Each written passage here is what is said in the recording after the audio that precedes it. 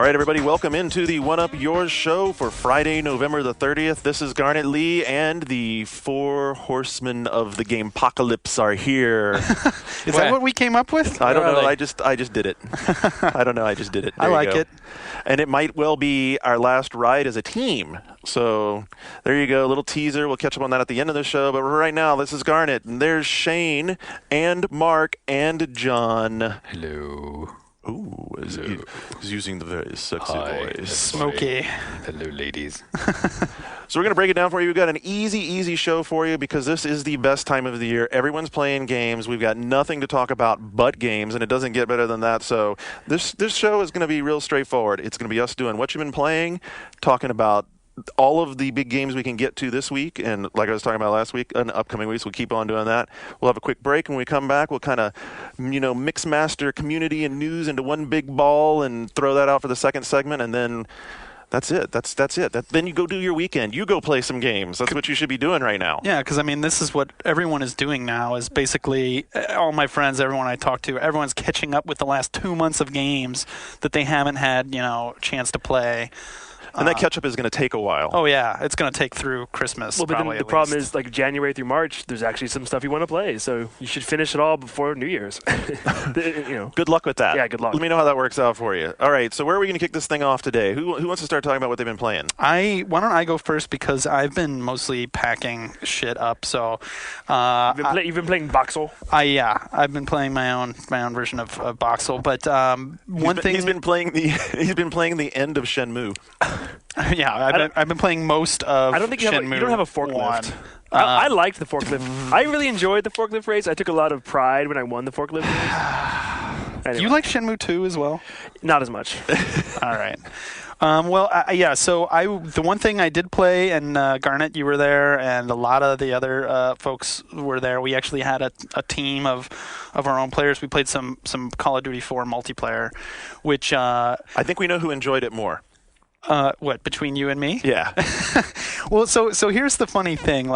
I love to bitch about Call of Duty 4 multiplayer because there's a lot there to bitch about. It's no Halo 3, you say. Well, at the end of the day, though, and I want to make this clear up front, it is my second multiplayer game. I enjoy it. It's if you need a lot of people only want that modern day setting. If you want a online multiplayer game, Halo's not your thing for whatever reason, this is probably it. I really enjoy it.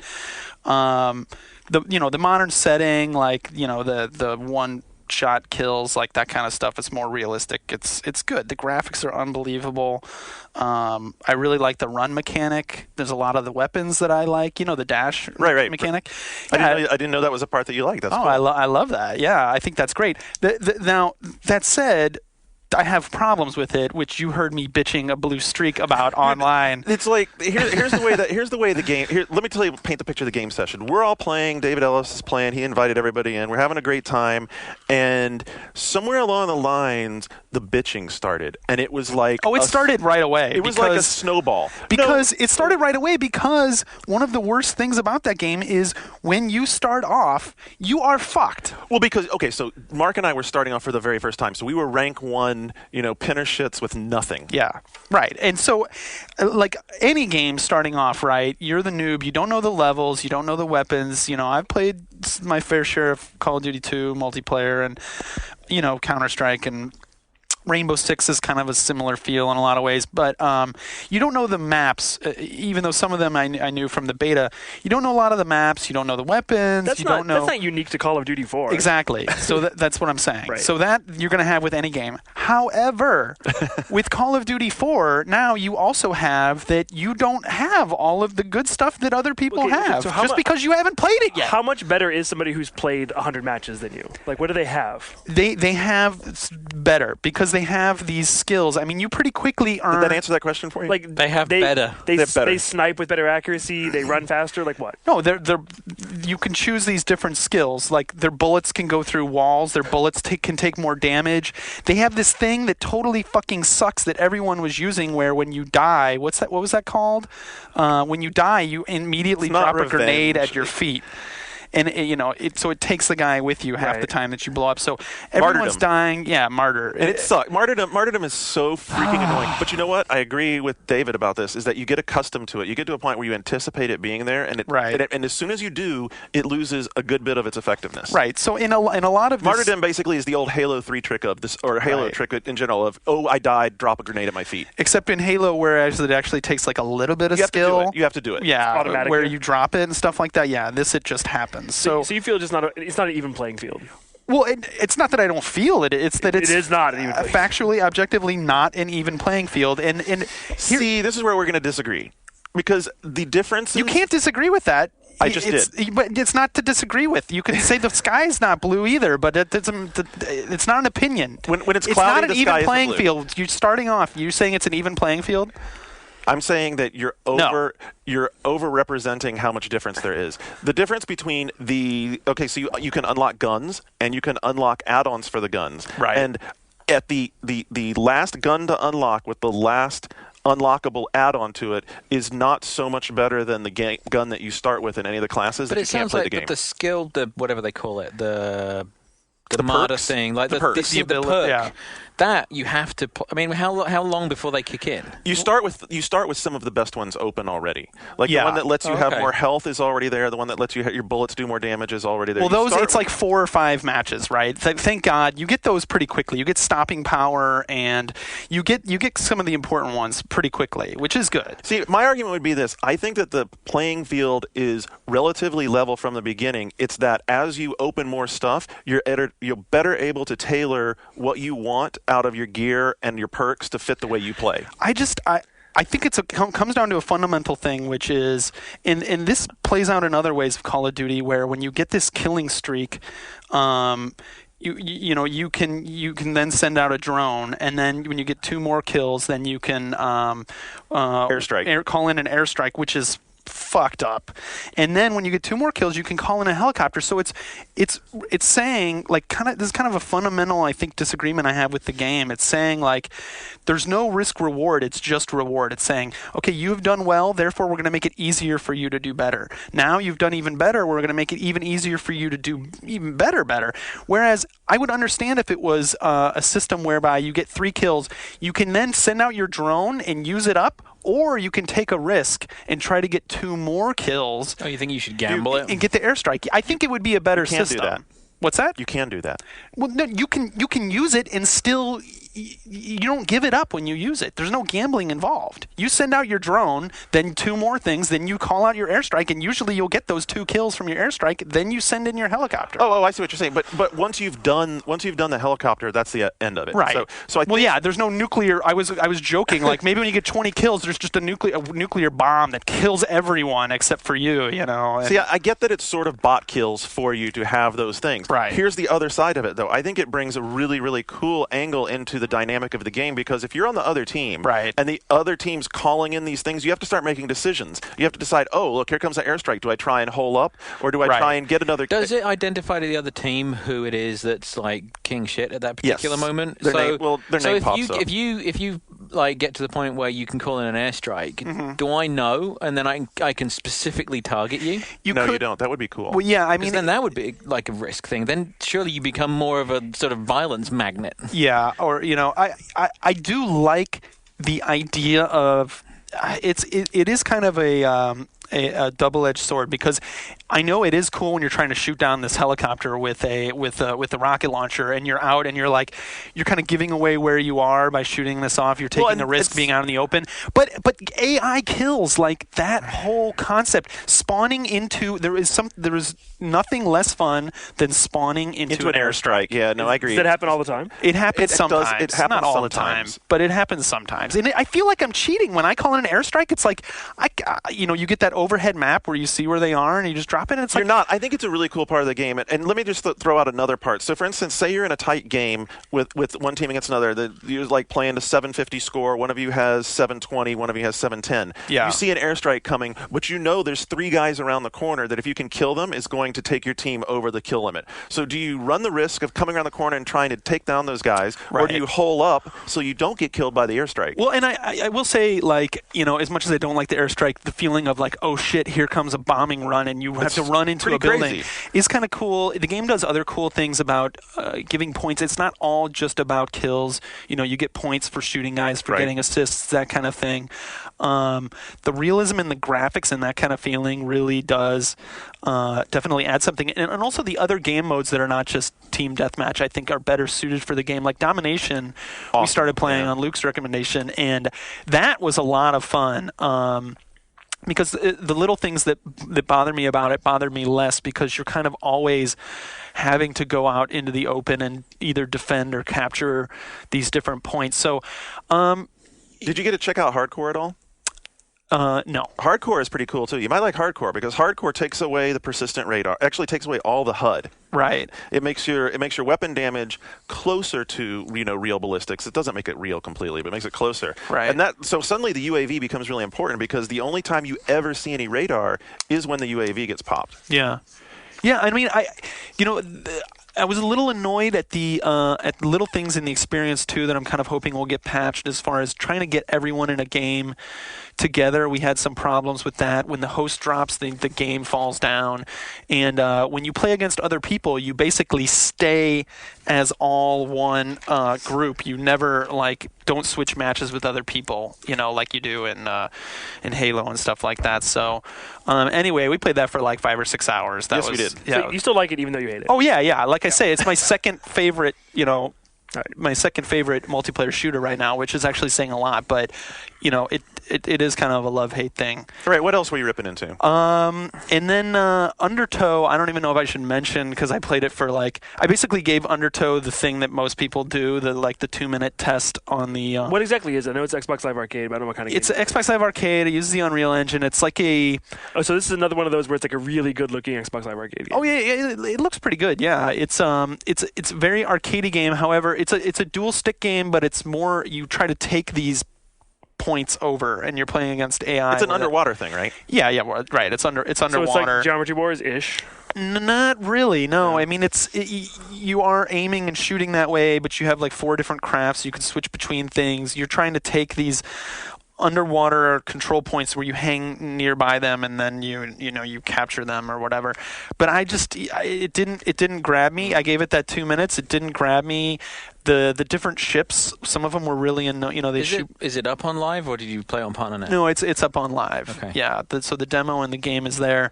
It's not an immediate get game, so maybe that's it. Maybe with more time you understand it a little bit more, but I kind of just wanted something mindless, fun, and arcadey, and I just was frustrated and didn't care for it much, so gave up. The Asteroids Championship Edition or whatever treatment hit today? Oh, is that It hit this week. The sexy Asteroids? It did. It hit yesterday, actually. Have you played it?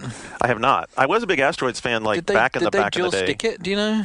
Because I think Asteroids as a dual stick would work well. I mean, it worked well in Geometry Wars Galaxy. But Asteroids never was. It never was. I know, a dual but stick have you played Geometry Wars Galaxy and the Asteroids mode in that? And the Wii game? It works really well as a dual stick. I heard really good things about Geometry Wars Galaxies. Stephen Totilo was raving about it. It's good. But when you first play it, you're like, well, this is way too much Geometry Wars. Oh, really? And then it kind of wins you over by variety. I got to think that there can't possibly be a sequel, because they have threw every idea they could possibly think of at that game. The Geometry Wars have been fought. Yeah, I mean, it's done. Were you playing? I'm curious, classic controller? Yes, okay. it is impossible without a classic controller. Yeah. It is funny how almost every good Wii game, every good third-party Wii game coming out this fall, you need to throw the Wiimote away and plug in a GameCube controller or a classic controller. Yeah, it's not funny at all. But the cool really thing about not Geometry funny. Wars is that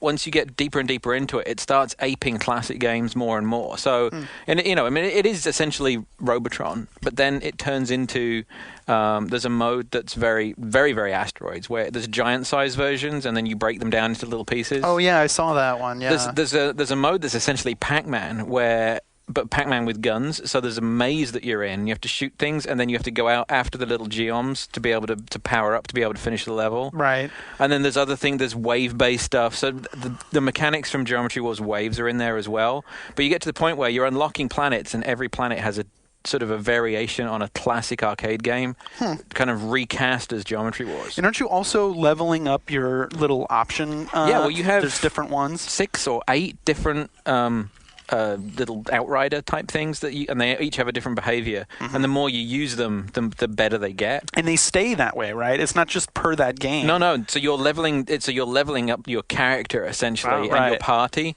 So there's a hunter killer one. That will actually just go and hunt things down and shoot them. Then there's the gatherer one, which the AI gets better and better at going, and so you can eventually get to the point where you don't have to send the main ship after the little pickups. I wish they would have made this a game for like PSN and Xbox Live Arcade as well, not just on Wii. Yeah, I know. Like, I mean, my only problem with that game is the cost. Like, it's $40, but it's unplayable if you don't have a classic control. I mean, it really. Right. I mean, like, because what it does is it renders like a laser sight out the front of the ship, and then you're moving the tip of the laser sight around with the Wiimote. Right, so it's you're a nightmare. You're not controlling the ship. You're controlling the extremity of the screen with the remote, and it's like and flying the ship around with the stick, right? Yeah, it's horrible. It's so horrible. bad. If you even stop and think about it, it was weird. I remember when they first came and showed it to us.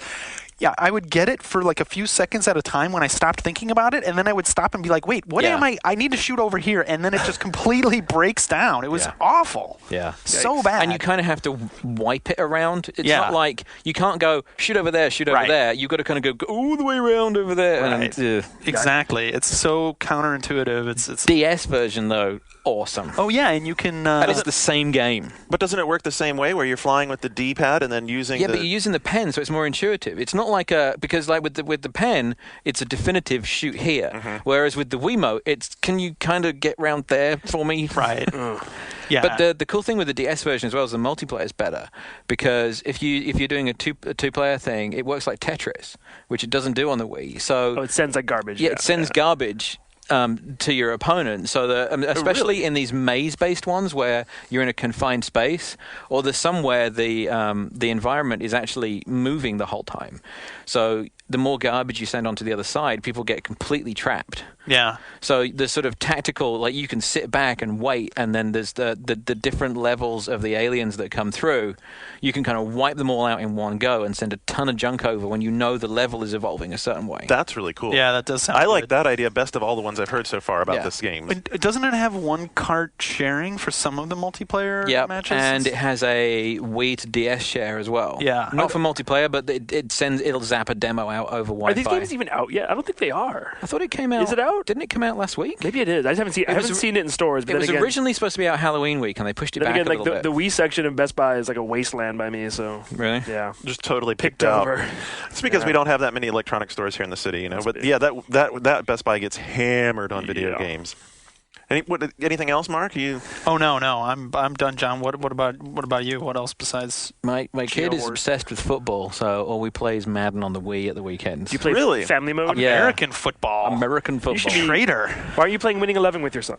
It's still a bit too well, he plays Winning 11 on the DS, which he's kind of getting the hang of, but Madden in family mode he's really into. And he's only 4, but he can count in sevens now. He can point Green Bay out on a map.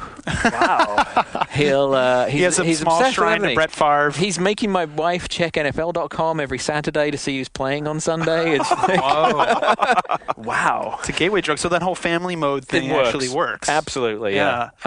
We tried NBA Live as well, but he just twigged onto football straight away and is obsessed with it. And you don't give a shit about American football, right? Well, I have to now. I've played more games of Madden than ever in my life in the last couple of months. If your son becomes a famous quarterback, it'll be because of that. Because of that. Well, he's actually more interested in he wants to throw a ball around in the garden because of it. He wants to watch it. He wants to read about it. There's all kinds of stuff. It's a gateway drug. Okay. Well, that was bizarre. That was pretty bizarre. What was that? That was a note from somebody saying, I have to get back to the office. You have to get right back to the office. To be on the news, apparently. Oh, well, dratted. Well, so there. Well, let's finish this out, and then I'll go. And we'll get a scab for him. Yeah. We'll get a scab. Yeah. We'll get a John scab. We'll get a John scab. What else have I played? I played Call of Duty single player. I think we already talked about Call of Duty enough. I've been playing... No, I think we need to talk more about Call of Duty. This is the Call of Duty Yours show. Naruto Rise of a Ninja. I've been playing quite a bit. Really? Is that the 360 one? Yeah. On your own accord? Yeah. Well, I was so excited for that game because it looked so good, but then I started seeing the reviews, and reviews were kind of eh. I don't think it was as most people. I mean, it's not the greatest game ever, but it is very good. Well, and the bar for anime licensed games is pretty low, so to make a decent one is an achievement. It looked like a good anime, and I'm talking about from the first movies, but it looked like a good anime like Zelda game almost. Well, the structure is the same. So you start in the Leaf Village or whatever it is, where he's all based, and then there's these quests there's quests and missions. And quests are go and gather 20 of this thing type missions, and then there's the longer quests, which are the narrative stuff that follows the anime. Mm-hmm. So there'll be like you go on an escort mission and you'll learn new abilities, and it ends up at a point before it pings you back. Mm-hmm. But it's huge. Like I wasn't expecting it, and then it goes from this sort of cartoony looking Zelda thing, and then every time you get into combat, it's like a Dragon Ball Z type 3D fighting game, which is you're learning more and more of these jutsu things that he has. I've learned more about Naruto from this game than anything I could possibly. You like Naruto and football these days. I'm like, maybe I should. It's on Cartoon Network. Maybe I should check it out. You're truly becoming an American. Naruto and football. But the fighting engine's not bad either. I mean, it's at least as good as some of the DBZ stuff that Atari was doing on console. So what do you think? Well, that's a ringing endorsement right there. It's at least as good as some of Atari's DBZ stuff. The DBZ stuff was pretty good by the end, actually. Yeah. Really? Yeah. Budokai, whatever it was called. 2 and 3. Okay, it didn't really sound like a great endorsement. How about that? Yeah, decent. So what were all the reviewers dinging it for? Was it the Fetch Quest? Okay, yeah. Which it does in little pockets. So there'll be like 3 or 4 things that you have to do that are fetch quests, and then it'll give you a break from that, and then you go train and you learn something and you go on a mission, you come back and then do a bunch of fetch quests. But the fetch quests get bigger and bigger, so it's like, go get 20 coins for me, and they're just like randomly scattered around, and then you'll meet the next guy and he'll say, go get me 30 coins, and you're like, boy, oh really? Yeah. I would like 40 coins. No. But then it has all the, I didn't know that one of his abilities was to turn into a sexy girl. Did you know that? I was aware. Wow, really? I did not know this. I've seen a little Naruto. In the anime, he turns into a naked girl. Yeah. In the game, he turns into a very skimpily clad girl. I have friends my own age who are like, you really need to watch Naruto. It's quite excellent. I'm like, really? Really? Yes. Shane has friends that are into Really? anime. Yeah. Friends. Is this right after the Sailor Moon-a-thon? Hey, don't knock that. And what else? I've been playing Seen It with my family. I hear it's shit. No, I hear it's decent. I hear it's shit. It's all right. It's decent. It's all right. What I do like about it is that it saves what it's asked you to the profile, and it has like 2,000 questions in it. So as long as it favors ones that you haven't been asked. Yeah, so well, it won't ask ones it just already asked you. I mean, it will go through all 1,800 before it repeats. So, I mean, and it's good for. I mean, like the long game is only like 15 minutes long. I heard it has these really annoying, like long, ridiculous, stupid pre-rendered scenes between everything, where you just want the game to come on, let's go. Well, yeah, it does this sort of the sort of conceit is that you're on like a film lot or something. Yeah, and it's, but then isn't the DVD for the board game like that as well? I'd say this is like a quiz buzzing game. Make it fast, make it fun. Yeah, It's so not compared to Buzz. Have you played Buzz? I like Buzz better. I think Buzz is what really I've heard good. is that the good Buzz isn't out yet. The movie Buzz is like coming out in spring, and that's the one that's really good. Buzz is cool, but my hang up with Buzz was that when you get to the end of the game, it doesn't matter how well you've done. It doesn't matter so much how well you've done in the rest of the game, because it becomes that stupid pie throwing contest. Right, where you can steal points and... Right, so at the end of the game, and Buzz is a quiz game in like 3 segments, and the third segment, which is where they crown the champion, has you winning questions and points, and then the ability to knock other people out of the game. Yeah, and then the very last game is on a timer, and you're essentially, the points that you have show to indicate the amount of time that you have, and then as long as you keep answering right, it keeps topping your timer up. Right, so it gives you a crib. I mean, it gives you an advantage to have done well in the earlier section, but it doesn't necessarily guarantee that. Well, but it starts to really punish you. Does it? Like when if you're getting the closer to the end of the game you get, the more that fucking up punishes you. So if you like miss one question, you'll actually lose a chunk of time. So having played it more than once, it matters enough, because I've only played Buzz a couple of times, and it felt to me like, wow, I wish it mattered more that I had done okay in the beginning part of the game. And the difference, I think, stylistically, is Seen It thinks it's funny, and Buzz actually is. There's nothing worse than someone thinking they're funny when they're not. I'm sure if either Buzz or Seen It will actually sell really well in America. I wonder. I don't know. I mean, they're both. I mean, they don't charge extra for having a controller in with them, which is good. Why does the Wii not have its version of it? It does. Smarty Pants. I heard it's not very good. Quick tease for the audience. We have a contest starting next week. It's going to run for 2 weeks, where on our podcast we have 2 Buzz PS2 slim packs to give away. The special, cool. special edition PS2 and Buzz. We'll have a little game trivia contest that kicks off next week. Very cool. To give those away. Anyway, what other casual games you've been playing, John?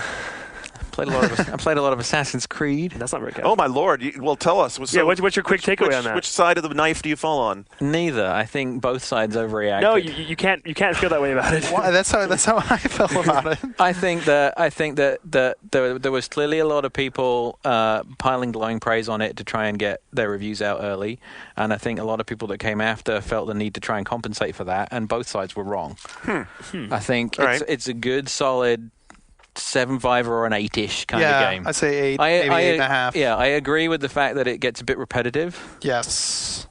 But I like it. Right. So something of a victim then of the extreme amount of focus and attention that it got, and especially by virtue of Jade being out in front of it and always Also, getting attention. like Gamermetrics was tracking this game as being like really popular in March. Mm-hmm. It was a foregone conclusion it was going to be big. Right. And and it is, and a lot of people are playing it, and I think a lot of people are having a lot more fun with it than a lot of the press let them believe that they would have with it, I think there was a lot of whining about little things that when I played it, I'm like, am I just missing something? Right. I mean, the basic thing is kind of how repetitive it is. It was to me, at least anyway. Like, you have this amazing, incredible, beautiful, unique overworld, unique in that you don't see it, sections of it being reused a lot, but then you're like gathering flags in it, or whatever. There's not that much to do. What a badass he is! Oh yeah, I love the character. Your character is so well designed. I am very interested to see how they go about turning this into a franchise. Which piece of it they decide to franchise? Well, because the second game could be completely different. It could be in a totally different time zone, or it should be. Yeah, I mean, like for the integrity of the sort of meta story to work, the next one should be World War I, or it should be, or if like Assassin's Creed 3 is set in the modern day of that world, that'd be a huge surprise, Yeah, if Desmond kind of evolves so much, I mean, he has to be the central character, but if he evolves so much that eventually it's him because I mean, by the end, have you played? No, but don't. I hear the ending. The ending's really pretty badass. Inscrutable. Yeah. Don't ruin that for me. So I liked it. Cool. Wow. Yeah. I think that's. I'm still eager to get my hands on it. I mean, it's Pro Street. I played some Pro Street. Oh dear, we're kind of on the hook for that one. It's boring. You guys hyped it up on this very podcast for many months. You guys said how great it was going to be. I thought it was going to be awesome, but structurally, it's really dull. It's so by the numbers structure. After everything they promised about it being Pro Street, and you're going to go do street events, and it's going to be really cool. It's going to be like it's going to take all of the free roaming street racing stuff that we did and just pull it into organized racing enough to give it some structure. And it's every racing. All the same. It's all the same, and it's every racing game you've ever played. Go to venue. It's pretty. And race in different venue and race in different events. Really? Score points, buy stuff, move next venue. It's nice smoke. It's kind of a disappointing fourth quarter for the racers, I felt. Yeah, I would agree. Burnout's coming, so I can't wait. January, right? I've been playing it. They finished it. I mean, the version they put out is totally finished. They're all on vacation now. They're not even at the office. Yeah, we got it. We got it yesterday. It's absurdly beautiful. I've been playing it. It's absurdly beautiful. I've been playing it. Yes. Why don't you talk? Why don't we let Shane? Why don't you talk about it then? Well, first of all, my opinion hasn't changed since. Do we need to let you go? Oh yeah, I think I might have to leave. You have all right. So. Are you going to give us any pearls of wisdom and great platitudes? Will we ever see you again, John? You'll see me again, definitely. Well, more importantly, will we ever hear you again on this illustrious podcast that you are such a cornerstone of? Yes, but it won't be every week, I don't think. You're very busy. Assuming you guys are cool with that. You're a very busy man. We understand. If I'll would be happy to be on whenever possible, but I think every week might be. I always wanted to be an abandoned orphan, and now my dreams have come true. It's fantastic. But I'll come back and tease you from time to time. Oh, that would be fantastic. You can join the long line. So, kind of at a loss for words, but we should talk about him as well then. It's been a fantastic pleasure having you. Mark, don't walk out yet. You don't leave when John leaves. I'll wait for a disembodied hand to poke through the curtains with a note for me. God damn it, Mark! You're staying to the end of the show at least. I got something I got to do. Carter, I'm sorry. I got to take off, too. What? Fuck you all. I'm kidding. I'm staying. It's going to be me and you, Cap. God. Although we do have plans in place because... Please help me. If you're listening, Call the police. if you're listening, Send help. we do have plans in place and quite a few ideas. We've listened to, both feedback, and we listen to the show ourselves every week, and there will be a more firm lineup because what we've been doing with rotating lineups has fit, especially in fourth quarter when people are doing a lot of different things. You got a lot of free games, you got a lot of people you want to bring in, but it comes springtime, there will be at least a hard and fast 3 and probably a hard and fast 4. Shane and I have been talking with some folks about it, so I don't think you have anything to worry about as far as that goes. It'll be an exciting lineup. And John, love you. I'll be back whenever You'll you be invite back. me. I will. So Sorry to cut this short. I had no idea this was going to happen. That's all right. We're going to take a quick pause, and we're going to grab a scab. Wait, I didn't get to talk about... We're going to do what you Oh, just okay, We're going to good. take a quick pause. We're going to grab a scab, let John go, and so we'll break it right here, and when we come back in just a second, we'll have a new person in that seat. So there you go. Bye, guys. Happy trails, John. Thank you very Cheers, much. John.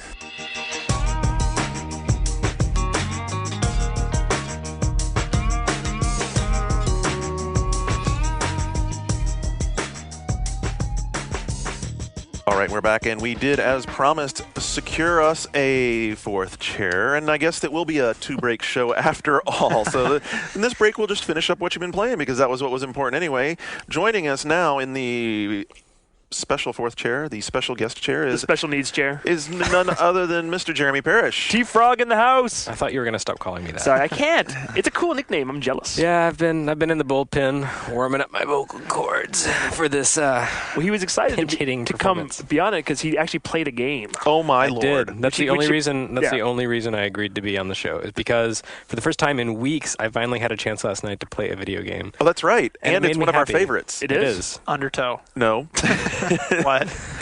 Mass Effect. Ah, Oh, what do you- really? Yeah, How I'm- far into it are you? I'm like an hour. Okay. I spent about half an hour just in the character creation screen. Yeah, so you made tweaking your it. own. You made your And own then when actually, girl. I Oh. figured. Okay, but all the girls kind of look the same that I've seen. Like No, you can make some really 'cause- pug ugly girls. Oh, really? Because Jen's can. girl looks like I saw someone posting girl. Like, oh, that's the same girl. No, mine, I was trying to make something very specific, and it looked right in the character creation screen, and then in the actual game, she's kind of pinch-faced. in cutscenes or in the game engine, because I've noticed those are kind of different also. Yeah, she looks okay in the game engine, but in cutscenes, she looks like she could use a little sandwich. You know, I didn't go through the girl hair options, but the man hair options are all like bald or might as well be bald, like No, very the short hair. The female hair options are actually really diverse. There is one that's basically like Sigourney Weaver in Aliens 3, totally bald. Uh-huh. But then Well, there's you like long. There's bob. There's like a Okay. top knot. There's not really there's long granny long. hair.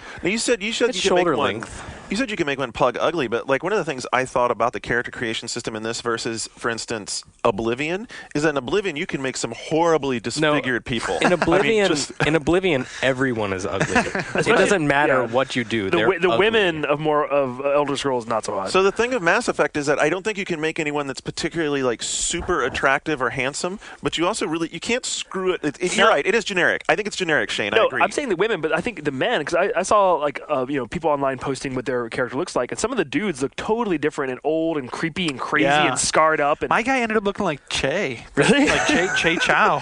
He used to work here. Totally by accident, but I like did all the rest of the features, and then when I got to the eyes, no matter what, he kind of looked Chinese, and I'm like, well, all right, it's Che. It's like badass fucking Che with Nice. the huge scar down He's his probably face. sitting there shooting stuff, thinking, "I'd rather be doing this in Perfect Dark Zero." ouch. Oh, I kid because I love. So you made your Right. lovely lass I- pinch face. Yeah, she's a little pinch face, not quite my style, not my type, but that's okay. No, what I really like about this game, just even an hour into it, I'm not even finished with the prologue on Eden Prime or whatever. I just love the fact that I really feel like I'm role playing. And it's not, I don't know, that's pretty common in a lot of PC games where you have dialogue trees. PC RPGs are very different than console RPGs. But this doesn't feel the same. It actually feels fluid. It feels like it all fits together. And I feel like when I talk to people, I'm actually having conversations. Right. There's a little bit of a pause. It's not but- just a tree. You feel like Right. you're navigating a dialogue tree. Yeah, I mean, like you have the little dialogue trees on the screen that say like, tell me more about the attack. But your character, as it doesn't actually just say, tell me more about the attack. Right. She says like, so what happened when the aliens attacked, or something like. It's always So different. There's a lot of. You're just guiding like the tone of the conversation, but not exactly the conversation itself. Right. And I really feel like when you play this game, you are actually kind of crafting a character if you really put the time into it. If you really want to, you can play consistently. And I'm doing this. I went with the different options to create a character who was born as a spacer, so she's always been a military brat. So she's gone into the military out of obligation just because that's the life she knows. And so I'm playing it, with the Paragon style instead of Renegade. She's very much into justice. She's into doing what's right. Do you have any stories about her early childhood? None yet so far. I'll start working on the fanfic once I finish with the game. Her family was wiped out in an attack. But I just like the fact that the dialogue actually allows me to create a character that is consistent with the optional backstory that it gave me. Well, in the dialogue is better, even though you have these choices, no matter what choice you choose, the dialogue is better than 99% of other RPGs out there. It is a game, I think, I was talking about this with Garnet earlier, it's a game for people who appreciate good writing, because the writing is spectacular. And there are other games, like, Final Fantasy XII or something, a Square Enix localized game, has fantastic text in the English localization, but you can never shake the feeling that the original Japanese source material was not actually that good. And most people who I know who work in localization tell me things along those lines, like, yeah, the original version of this game was just awful. It was amateurish, and we really had to polish it up when we brought it over. Well, yeah, and even so, in Final Fantasy XII, it's a lot of it's very formalized language, and it's still... Well, and that's part of the style. Right. But in Mass Effect, the writing is just really excellent. Like, the story itself seems... I can see where it's going, and it's kind of cliche sci-fi. That's fine.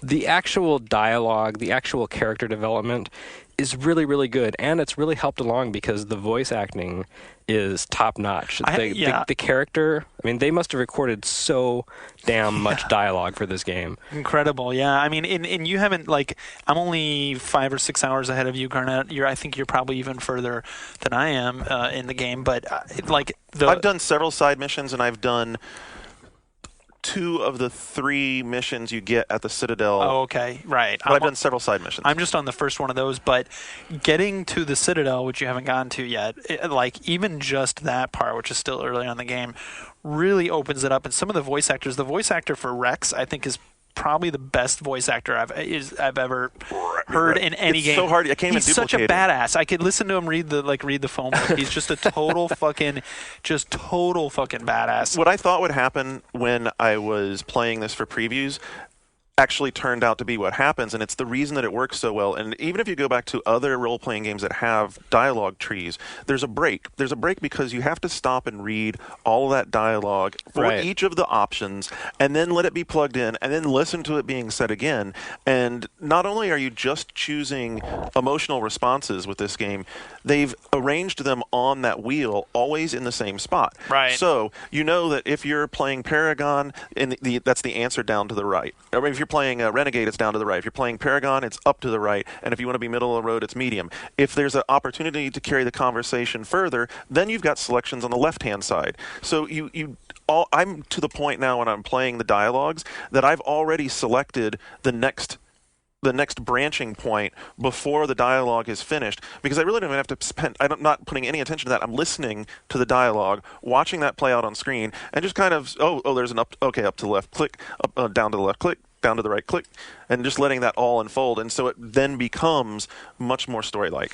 Well, I also like the fact that already in the game, I'm starting to see optional dialogue branches. I put a point into Charm, and I plan to build up more of the Charm. And I'm totally going to skip Intimidate, because that doesn't seem like a Paragon kind of thing to do.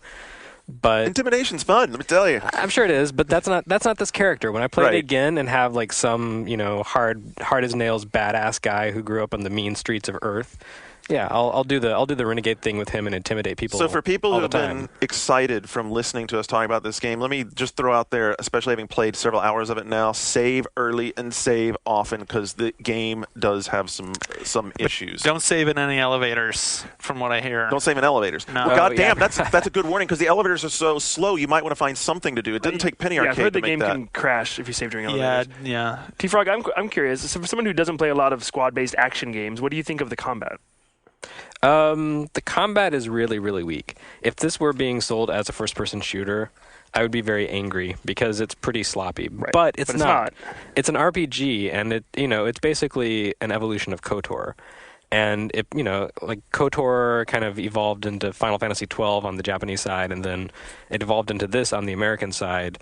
And I think there are arguments for both, like the Gambit system that FF12 uses versus the more direct, you're shooting stuff kind of interface that this uses.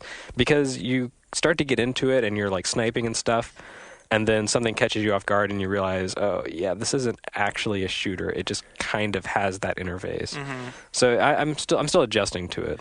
Yeah, I think something, I don't know if you've noticed this right off the bat too. A lot of people have a lot of problems with this game, and almost all of them are legitimate, but I still, it's one of my contenders for Game of the Year. But one of the things is like there's the lack of tutorials, the lack of just introductory kind of help you out with stuff. It just kind of throws you into this world and with combat, with your abilities, with your weapons. It's okay with that. I'm happy. I mean, there's explanatory text in the game if you go seeking for it, but I like the fact that a game is actually letting me do that optionally if I want. It's not forcing me to go through some sluggish story breaking I know you're a commander of this starship, but let me treat you like you're a raw recruit kind of experience. I mean, I think there's a way to do that in like a an elegant, still optional way, but like there's things like pressing X. I'm trying to think, bringing up your menus and what setting to X means. Like that's a right that means it's the right bumper, like things that are never explained that are probably in the instruction booklet, but probably not anywhere else. In the last 15 years, we've gotten so used to in-game tutorials that when a game doesn't teach you everything, it's shocking. Like with Metroid Prime Corruption, when it didn't tell you can jump by shaking the Wiimote. Right. I was like, okay, that's really weird. Same with this. Like people kind of expect your hand to be held completely now.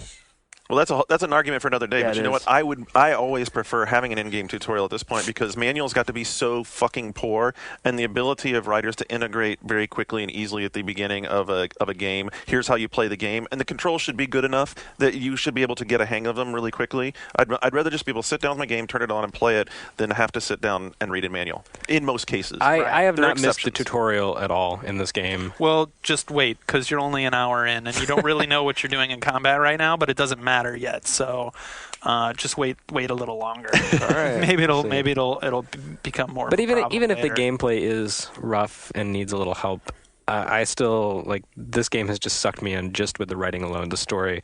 When I play most RPGs and I walk around the town, it always feels like I'm kind of wasting my time, and I just want to find the next story flag and get the hell out and start killing stuff again.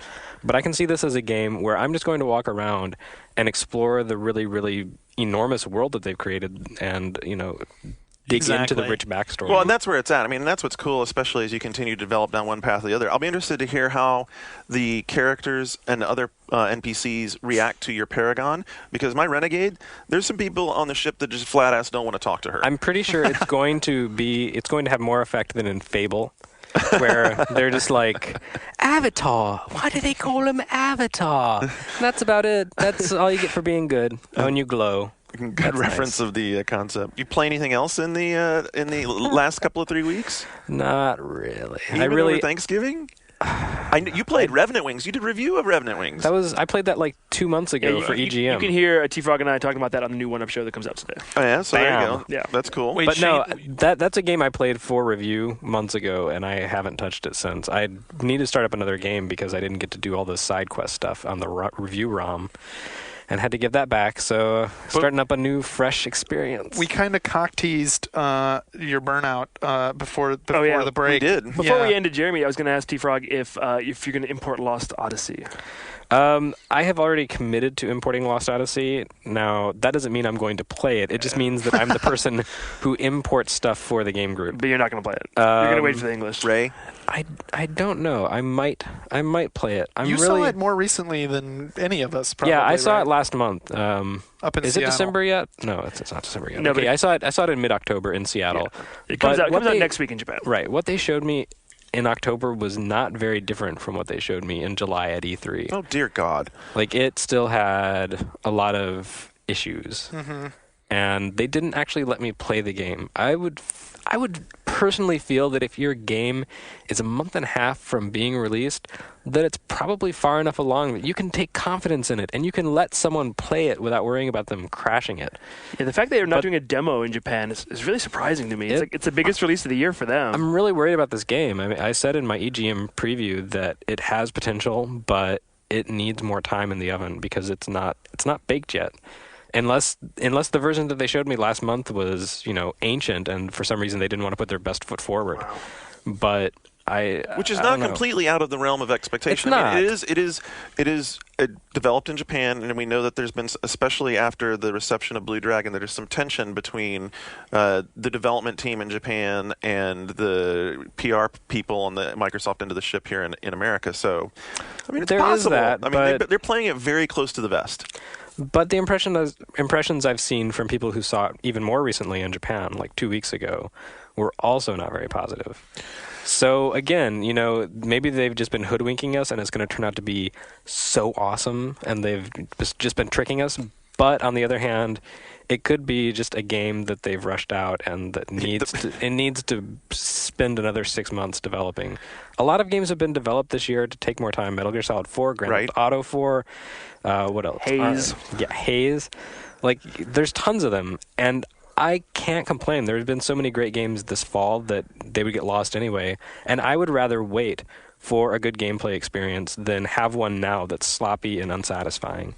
And I really hope Lost Odyssey doesn't turn out to be sloppy and unsatisfying. Yeah, I mean, that could be a really big struggle for this game, particularly because of the fact that so much of the game is not interactive. Right, a lot of so much movie watching, a lot of cutscenes, a lot of short stories. Right, and so if the interim parts where you're actually involved in playing the game and doing something on screen don't hold up, that it's going to very quickly become okay, well, I'll put that away, thanks. Yeah, although the guys at Microsoft told me that the game is like half non-interactive. I don't know if that's true or not, but they said it's like a 40-hour game and 20 of those are cutscenes and FMVs. Right.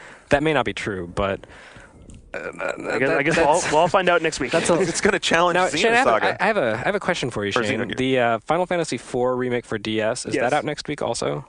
I think that's closer to Christmas. I believe that's like 12/15 or 12/21. Okay. Yeah. Or because Lost Odyssey. 12, I think it's 12/14. Lost Odyssey basically is Sakaguchi's Final Fantasy IV remake. It is. Yeah. The characters are the same. There's a Sid. There's like two little. No, his name's Ced. There's like Sid. There's like a You're poly- kidding. No. There's a crotchety old Jesus. dude with a shotgun who flies an airship, and his name is There's Ced. also two little like kids, like There are two mages, young mages, just like Palamamporum. Yeah. The female character, one of them looks exactly like Rosa. Yeah. There's kind of this wussy bard guy like Edward. who's it's but remarkable. Do what you know, Sakaguchi. No, it's fine. It's just funny because I'm really curious to see which of these new age Final Fantasy IVs turns out to be the better one. Right. Interesting. Okay. One of them is powered by Unreal 3 engine or Unreal Engine 3. One of them is not. One of them is very much not. I bet the DS game. It's like shit. I bet the DS game sells better in Japan. Mark Rain loves Lost Odyssey. Does he?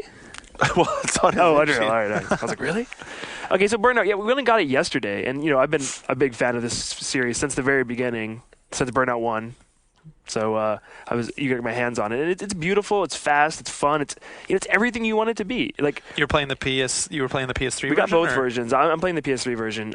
But yeah, like they both look really solid. It's so fast and fun and. Dude, I played this game with Alex Ward at TGS, and I still walked over to Greg Ford's desk today, saw it, and stood there transfixed for almost 30 minutes watching it's him the play burnout. the game. It's the Burnout effect. Ever since Burnout 2, 3, and Revenge, like you just walk up to it and it looks so much fun. There's so much excitement happening. You just want to pick it up and play, and you make your own fun. And this time, because it's one big city, it's even more make your own fun. Wait, it's a sandbox Burnout? It is. It's in a giant city. This Sandbox is gonna be, Burnout, instant join on the internet, and what I liked was really cool. Well, you create your own events. So it's Create your own events. it's Crackdown with car crashing, basically. Yeah. This is going to be the Burnout that I buy. Yeah, this is the Burnout everybody should Have buy. you checked out the way the online works? I haven't played this build online, but I did play it online at EA once. But What I didn't realize, which is really cool, so they use the D-pad to let you jump in and invite people into your games, and I thought that on the Xbox they'd have to use the awkward, the jewel, the the Xbox button, but they didn't. They did it just the same way as they did on the PS3. So you're like driving along, tap the D-pad right to the right, and jump into people's games, invite people into games. Yeah, so it has so seamless. A very innovative way of joining people, like inviting people to your game and starting a match. Like you and your friends are in the city, and you're stopped at a stoplight. You just press 2 buttons and you start an event. You're like, we're all here, we're lined up, let's race. Let's race. Boom. Yeah, it's beautiful. It's just super fun. Like, So go ahead. I was going to say, I'm going to prove that I'm a poor replacement for John right now by asking, how exactly do races work in a sandbox racer? Are they structured, or is it just drive around and smash Let me give you the one piece of anchor that makes this game really work, is that in a big sandbox racing game, the important thing is to start learning landmarks, and this game has lots of landmarks. It has lots of identifiable. There's like a giant dam, and like, if you know, like over by the dam, there's ramps, and you can go do the crazy shit.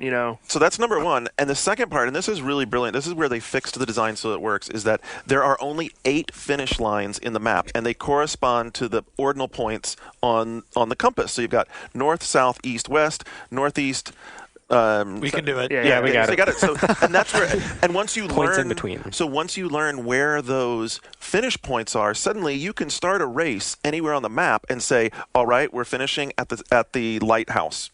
At the lighthouse finish spot. So now, if you know where the lighthouse finish point is, once you've started racing there, as soon as you start seeing some places you recognize, you can start trying to get there. There's no wrong way or right way to get there. You might know some crazy shortcuts. Exactly. So it becomes this crazy cross-town race to get to that finish line, and that's really cool. Yeah. But how much fun is it when it's just you playing right now? It's still really fun, because like the crash mode is everyone's favorite thing. They've totally redone it. It's super exciting. I just love Burnout. Like when you play this game, I see no negatives almost. I mean, it's super. I love it. It's pretty impressive. It's pretty impressive, and it's going to be really unique to see how it pans out for next year's Game of the Years and all sorts of stuff. Well, it's coming out so early. January. Yeah, that's the problem. It's coming out so early, and it's going to be, it's going to have great sales, but people might forget about it by mid-year. So it is like Crackdown. Everyone's going to forget about it by the end of the year. Precisely. Even though they loved it before. Well, now they're hearing there might be a demo before the end of this year on both PSN and Xbox Live Arcade. That would be awesome. I would be so happy for that because I'm dying to. I mean, especially after seeing you guys play it on development boxes, I'm so dying to get it home and just play it for real.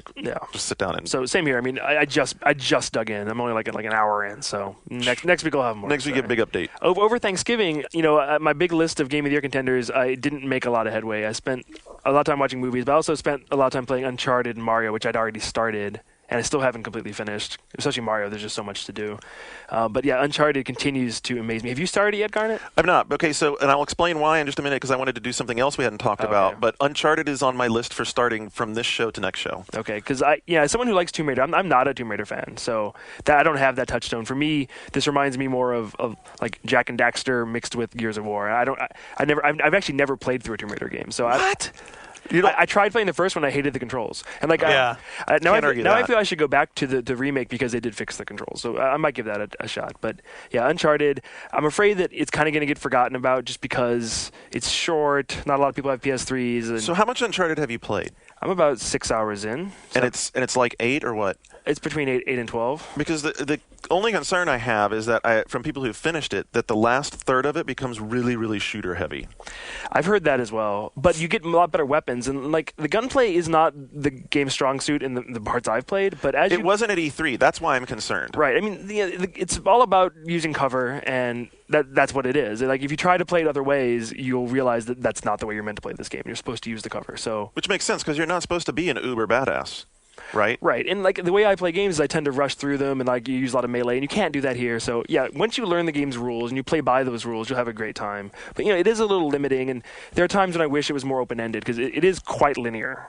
Like stories are linear. I have no problem. That doesn't bother me. Right. I've never been bothered by linear games. But and the game's secrets are well hidden, but they're all within like the context of these small enclosed spaces you're in. There's not a lot of free roaming exploration. I would like if they do it in a second Uncharted to have bigger environments with more exploration. I will say, like, I saw a bunch of levels over at the PlayStation Store. They had like a demo reel, and I saw some of the different levels, and some of them were just amazingly beautiful. Oh, and the lighting, especially on the indoor. I mean, the outdoor stuff is great because very few games do bright sunlight, and that looks great. But when you see like some of the interior parts with like flickering candles, I will say though, the setting it's the same thing. I keep coming back to. You think it's too mundane? Well, it's just like the character designs and the setting just doesn't. It's not grabbing me for some reason. But I like Naughty Dog. Those guys. the worst that they do is solid. Right. And, Yeah. and they when they do something impressive, like graphically, it's really impressive. I will say my least favorite thing about the game is probably Drake himself. Like, Really, the main character. yeah, I mean, maybe by the end of the game I'll really fall in love with him and want to know more about him. But he's just he's just an avatar. I'm not sure that's gonna happen. I don't know. You guys need to go on a little date, I think. Maybe he's just an avatar, and if Uncharted 2 starred somebody else, I'd be totally okay. Uncharted, Drake's bromance. What else? Well, I think there is a reason that that Core eventually turned Lara Croft from Larry to Laura, because they created a guy and he was just kind of boring. yeah, Galleon, not so interesting. Everyone's just Indiana Jones wannabes, and that's not an interesting character design, a character archetype. Also, over last weekend, I played. I never bought a Everyday Shooter, and it was on sale, so I finally bought it. And Sweet. It's awesome. Surprise. Yeah. And I also bought the Flow expansion pack because I was a big Flow fan, and the Flow expansion pack sucks. Really? Yeah, you couldn't even figure out what it was. Yeah, new, eventually right? I went back and figured out what was different. Yeah, there's one new form, and there's some different. They tweaked some difficulties. And they charged you for this. It's cheap, but yeah, And they charged you for this. it's like $2. It's still $2. I mean, it's still $2. Yeah, as a Flow fan, I gotta say, a little disappointed in the Flow expansion pack. So you hadn't played Everyday Shooter before? No, I hadn't. How do you like the music? Is the deal, right? Well, the music, To me. the music itself is not that great, but the sound, the way Okay, way right, they right. mix the sound in 5.1, as you're doing these crazy combos and it's All swirling around. yeah, Yeah, swirling it's really around. Yeah, I think cool. you talked about this. We thought you were Yeah. stupid, but no, it really is cool and it uses bass response notes in cool ways. And Yeah, I really like that it's just part. really cool to see one guy's vision and for him to be able to do this. One and- dude. Yeah, it's Totally awesome. very inspirational. And the other thing I've been playing this week is Cold Step Saga for Xbox 360. I'm reviewing it, and I'm an old school Cold Step fan on the PS2. Anybody here big Cold Step fans? No? It's one of those games that I've heard a lot about, and I think I will probably eventually play a version, probably the DS version. Yeah, I'm pretty excited. Sega announced a DS version in Japan later in 2008. This is the Xbox 360 version. It's been a long time coming. It came out in Japan over 6 months ago, and it's not coming out here until I think January, February from Namco Bandai. And it's a little bittersweet because I really do like the Cold Step concept, which is Monopoly meets Magic cards. But it's more Monopoly. It's basically a board game where you're fortifying, you're buying land kind of, and putting monsters on it, and as your opponent lands on those, they pay rent. It's really deep, though, right? It's not like Monopoly, where It's more like Monopoly than you'd expect. really. Does that mean every gameplay or every playthrough drags forever? Yeah, one of the big problems is it's hard. It's always been hard, but this means you can easily dedicate an hour and a half, 2 hours to a level and lose. You will lose. It's hard. But when you lose, you don't die, and you still get cards for having played. But yeah, it's definitely a game where you have to really stick with it and learn how to play it. And I've only been playing the single player campaign, and usually Cold Step is better in multiplayer, and it has 4 players, so I'm going to play that this weekend. But yeah, the graphics are abhorrent. They they wound. You should have seen the look. They the look wound on his face. They wound was the epic. eyes. They are awful. I say a lot of things look like Dreamcast games. And I've seen better Dreamcast games. Does anyone, do the 3 people listening that give a shit about Cold Step care But about the graphics? The problem is, Cold Step is a really cool game, and I think that if you can get past the graphics, a lot of people who would never want to play this ever. Has Cold Step ever been like a? Well, it only came out No, once. it hasn't. It only came out once in America for PS2, and it was no one cared. But Right. in Japan, it's come out for lots of consoles and has a fan following, and I would like to see more people play it here. And the problem was, if it was an Xbox Live Arcade game for a lower price point, it would be instantly recommendable to everybody. But it's a retail disc game. $60. I think it's going to be 40. It Okay. can't make it 60. But even that is a little pushing it for how it looks. So we'll see. But I'm enjoying it. All right, so And look. what else? I was also playing Word Jong for DS. That's what. What? Word Jong. Word Jong. Word Yeah. dong. Word What? Dong? Word Jong. Word Jong?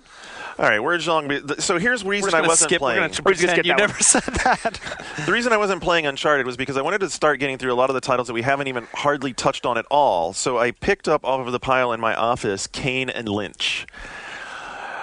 And we did talk about that one episode, but it was before it came out. Yeah, that game. I wonder. Was it a good thing that they put it out this year? Or No. Because No. the problem with that game is it's a co-op game without online co-op, right? it's the problem. No, the problems with that game are at a much at a much more root level. I mean, first of all, it doesn't feel finished. And by doesn't feel finished, let me give you an example. The two main characters, Kane and Lynch, in almost all the cutscenes or the storytelling scenes are done in engine. They look actually pretty good. Like they have like detailing around the eyes. Kane's flowing bald head, bald hair, yet somehow has long hair on the back is gorgeous and a little weird, right? But you call that a skullet. I actually okay, but that's right. It is a skullet. Let me throw this point out there. Here's the point: is that here's these guys, and they're very nicely mapped, and the artwork is completely done around them. And then the camera turns to show the person that they're talking to, and it looks like a Barbie doll. Like it's just like smooth face, Bubsy 3D. dot eyes. She walked in from N64. Right, and then you look around the room that you're in, you're like, oh wow, this is nice. I remember these empty rooms. This is the set from Oni. Wow. You know, so a little uneven. Or you go to a nightclub and you realize that the wooden stick figures. You remember the scene from? They're all dancing like.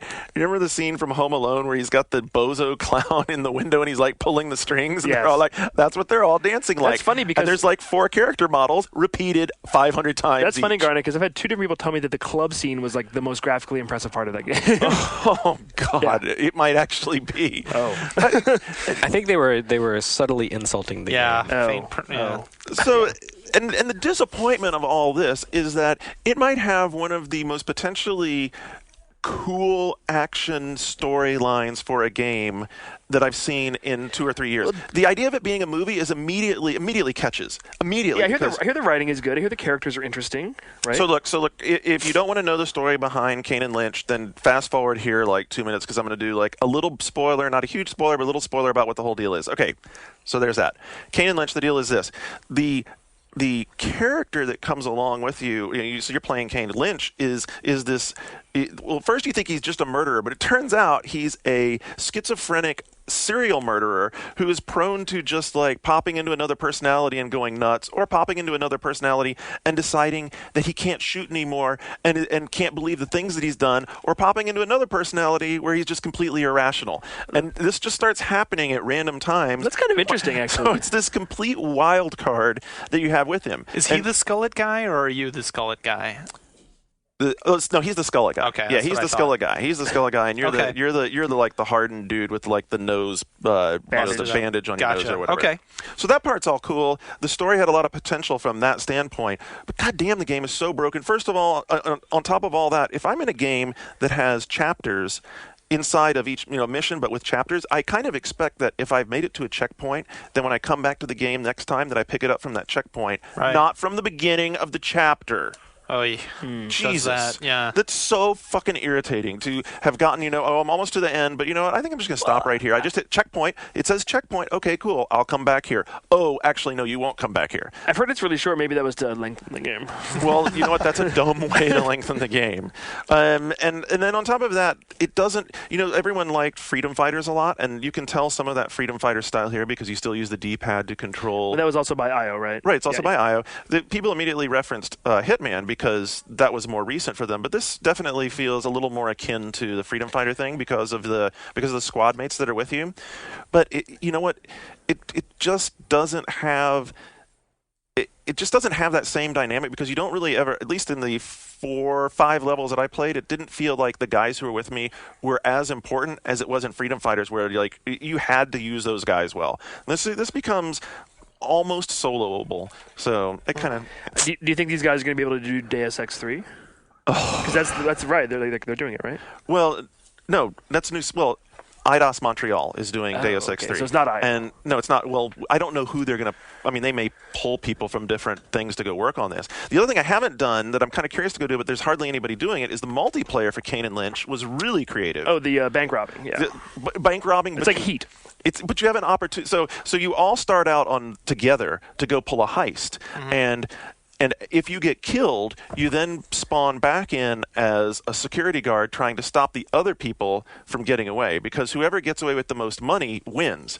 You also, while you're in the middle of your heist, can at any time turn traitor on everybody else and try and kill all the other people, so you wind up being the person who gets away with all the money. So you have this constant dynamic of, okay, am I close enough to being able to get out of here where I can kill these other two dudes, or do I still need some help to get past all the guards? So it's fun, right? I don't know. I haven't played it. I want to go play it. Every night. So here's the deal. The game's been out for a while, and every night when I go look at how many games, there's like 1 or 2 games being played with 4 or 5 people. Oh. I can understand that. I mean, you've got Halo 3, you've got Call of Duty.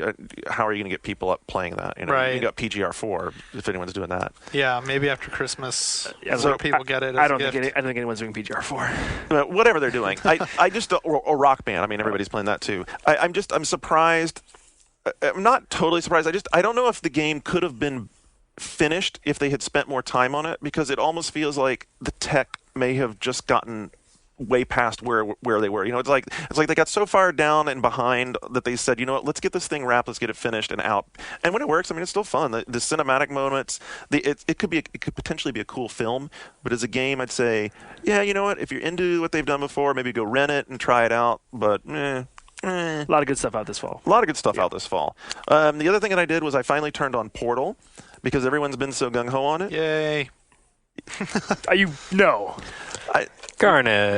No. Garnet, that look on your face is breaking my heart. Dude, Garnet, I'm pretty sure you're not allowed to not like Portal. I know I like it. Okay. I like it. And maybe I like it the same amount that everybody else does, but from the way everyone had walked around the office, I had this expectation that it was going to be the goose that laid the golden egg. Yeah, I think that's the difference between like the little game that surprises you 2 months ago to the game of the millennium that it's become after all the cost. Right. And it's cool. Yeah. It's cool. I get the idea of it. It's really fun, and it gets progressively Did more... you finish it? No, I haven't finished it yet. Okay. Oh, okay. That changes things. That does. The game gets progressively better as you go. How far and it into has it? everything to do with the writing. How far into it are you? 18 of 19 Oh, yeah, okay. things. Okay. Yeah, he Greg hasn't Ford, even gotten to the good part. Yeah, Greg Ford was saying almost the exact same thing as you. It's not pulling me through it anymore. It's like, okay, it's cool. It's fun. I will Right. definitely go back to tinkering with it. That's fine. And I Come think back. this thing- We'll talk about it once you finish it. Really. It's only 3 hours, 4 hours. But if it's long. so great, shouldn't it be making me feel like, oh, I really want to go play it? Yeah. But it's not really doing that for me yet. Oh, I mean, well, it was fun. You shouldn't have to think, I want to go play it, because you should have just played it in one sitting. It's not that long. I mean, that's the kind of game you say, tonight I'm going to play all the way through Portal, and then you do. And then you're like, hey, that was good. I approve. I don't know. I mean, I do like the computer talking to you. The computer talking to you is fucking hilarious. I think that's really cool. And the portal system is like, the comparison to Prey is retarded, because this is a real portal system. I mean, this is. You like Prey? I did like Prey for a shooter, but this thing is light years beyond what they were doing. Didn't you give Prey a 9? Let's not drag that. Let's up not now. bring. Okay. If I did at the time, I enjoyed the game a lot when I played it. I really liked Prey a lot. I realized that not everybody did. I really enjoyed Prey. So Prey's better than Portal. But No. I don't think anybody was No, serious. not in its time. Yeah, I They're mean, different. I think too. they both came out in the same year. No, So- Prey did not come out this year, Didn't it? No. No. Let's stop talking about Prey let's- now. let's You're like so butthole. You're like, oh my gosh, let's talk about No. the crazy. Prey's more about vaginas. Oh, okay. Finish playing Portal, and then we'll talk about it. Okay, so having finished it, then the thing that struck me immediately was, wow, this would be a great game for downloadable content, Yeah, definitely. because you could just keep feeding people Yes. new challenges to drop into this into this machine. Absolutely. I hope that they're thinking of that on Valve. I mean, because they have Steam on the PC, and they have. And they're so Xbox efficient Live, about releasing so- their episodic content. Well, and this one is built a little more differently. But I mean, if they want to keep, like, one of the things that makes Portal really is like the narrative and stuff that a lot of which you haven't even gotten into yet.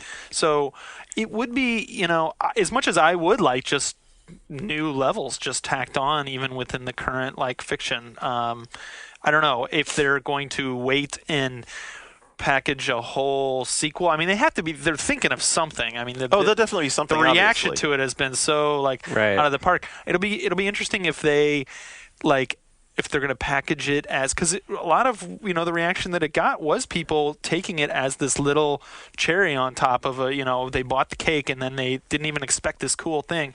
So it would be weird if even a sequel came out on its own. You know, I don't know how they'll do it, but if they will just release a level pack, or if they will just make a whole new proper sequel with the narrative and everything like that, it'll be interesting. Or maybe they can give us like a Viva Pinata style game where you're just raising companion cubes. I would be okay with that. And after the Firestorm, we should also say that we got in retail copies of Orange Box for PS3 this week. Oh, yeah. And they did overcome a significant number of the frame rate problems at the code that they sent us prior to that. They fixed some shit. But not all of them. Yeah, not all of them still. So they got rid of the really janky parts. The difference is, and the only way I know how to describe it is, if you've ever watched a first-person shooter where it just feels like it's just a hair out of sync because it's not quite running smooth. Mm-hmm. That's the way it is in some of the areas. Which is what? I mean, who knows what the frame rate is? I don't know what the number is. I don't 26 care. frames a second. 26.3. Whatever it is, it's just slightly, perceptibly not quite as smooth as a 360 version, which seems to be really locked in at 30. What it kind of reminds me of just watching Matt play it is, like an older shooter, not first-person shooter, but like, shoot 'em up, where you're flying around, everything is great, and then all of a sudden you get into a big fray of enemies and start blowing stuff up, and all of a sudden the game slows down just enough to screw you up. Yeah. And it throws off your timing. Gradius 3. Gradius 3 on Super NES. You are talking about Gradius 3 for that Super bad? NES. Jesus Whoa. Christ. Except in this case, well, just occasionally. Like, occasionally the game will just go and kind of gag up, and then that kind of screws up the player. If you own both, you should do 360. But if you have PS3, there's absolutely no reason that you shouldn't get this. It's still too good of an experience not that's to play the takeaway. Yeah, it's just too good of a set of games not to play it simply because of that. It's just you just have to contend with it. All right. What else? You know what? I'm going to save some other stuff. Okay. We played a lot of shit. We played a lot of shit. We got Rock Band that I've been playing too. Yeah, it must be nice, about that guys. some. and Tomb Raider Wii that I just started playing, and then I'm going to do some Uncharted this coming week. What are you going to play this coming week? Burnout and Wii Fit. Can't wait. Oh my god! I am so excited for Wii Fit. We're going to be Fit. fighting over Wii Fit, I'm afraid. You got the balance I will boards? hit you with the balance board. Nice. Oh, I want to see you do some cardio kickboxing on the balance You board. were there when I played Wii Fit 83, and I made a fool of myself. It was glorious. It was great. I loved You it. guys going to go all Tybo on us? Maybe. All right. We're going to take a quick break. When we come back on the other side, we're going to do a little community. We got some news stuff. Stick around. We'll be right back.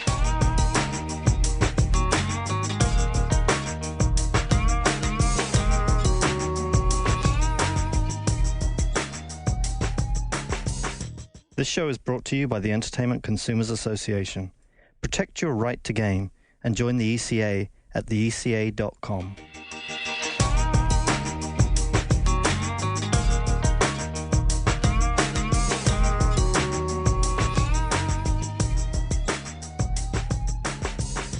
All right, we're back. Here we go. We got community and we've got news. I wanted to start off drawing attention to one of the more interesting community sort of threads that we've had on the message boards in a long time, which is the whole draw your favorite gaming moment in Microsoft Paint. And the responses have been like all over the board, but some people have done some really cool stuff with, I guess, like taking an image and then MS Painting over the top of that. Is that how they do that, Jeremy?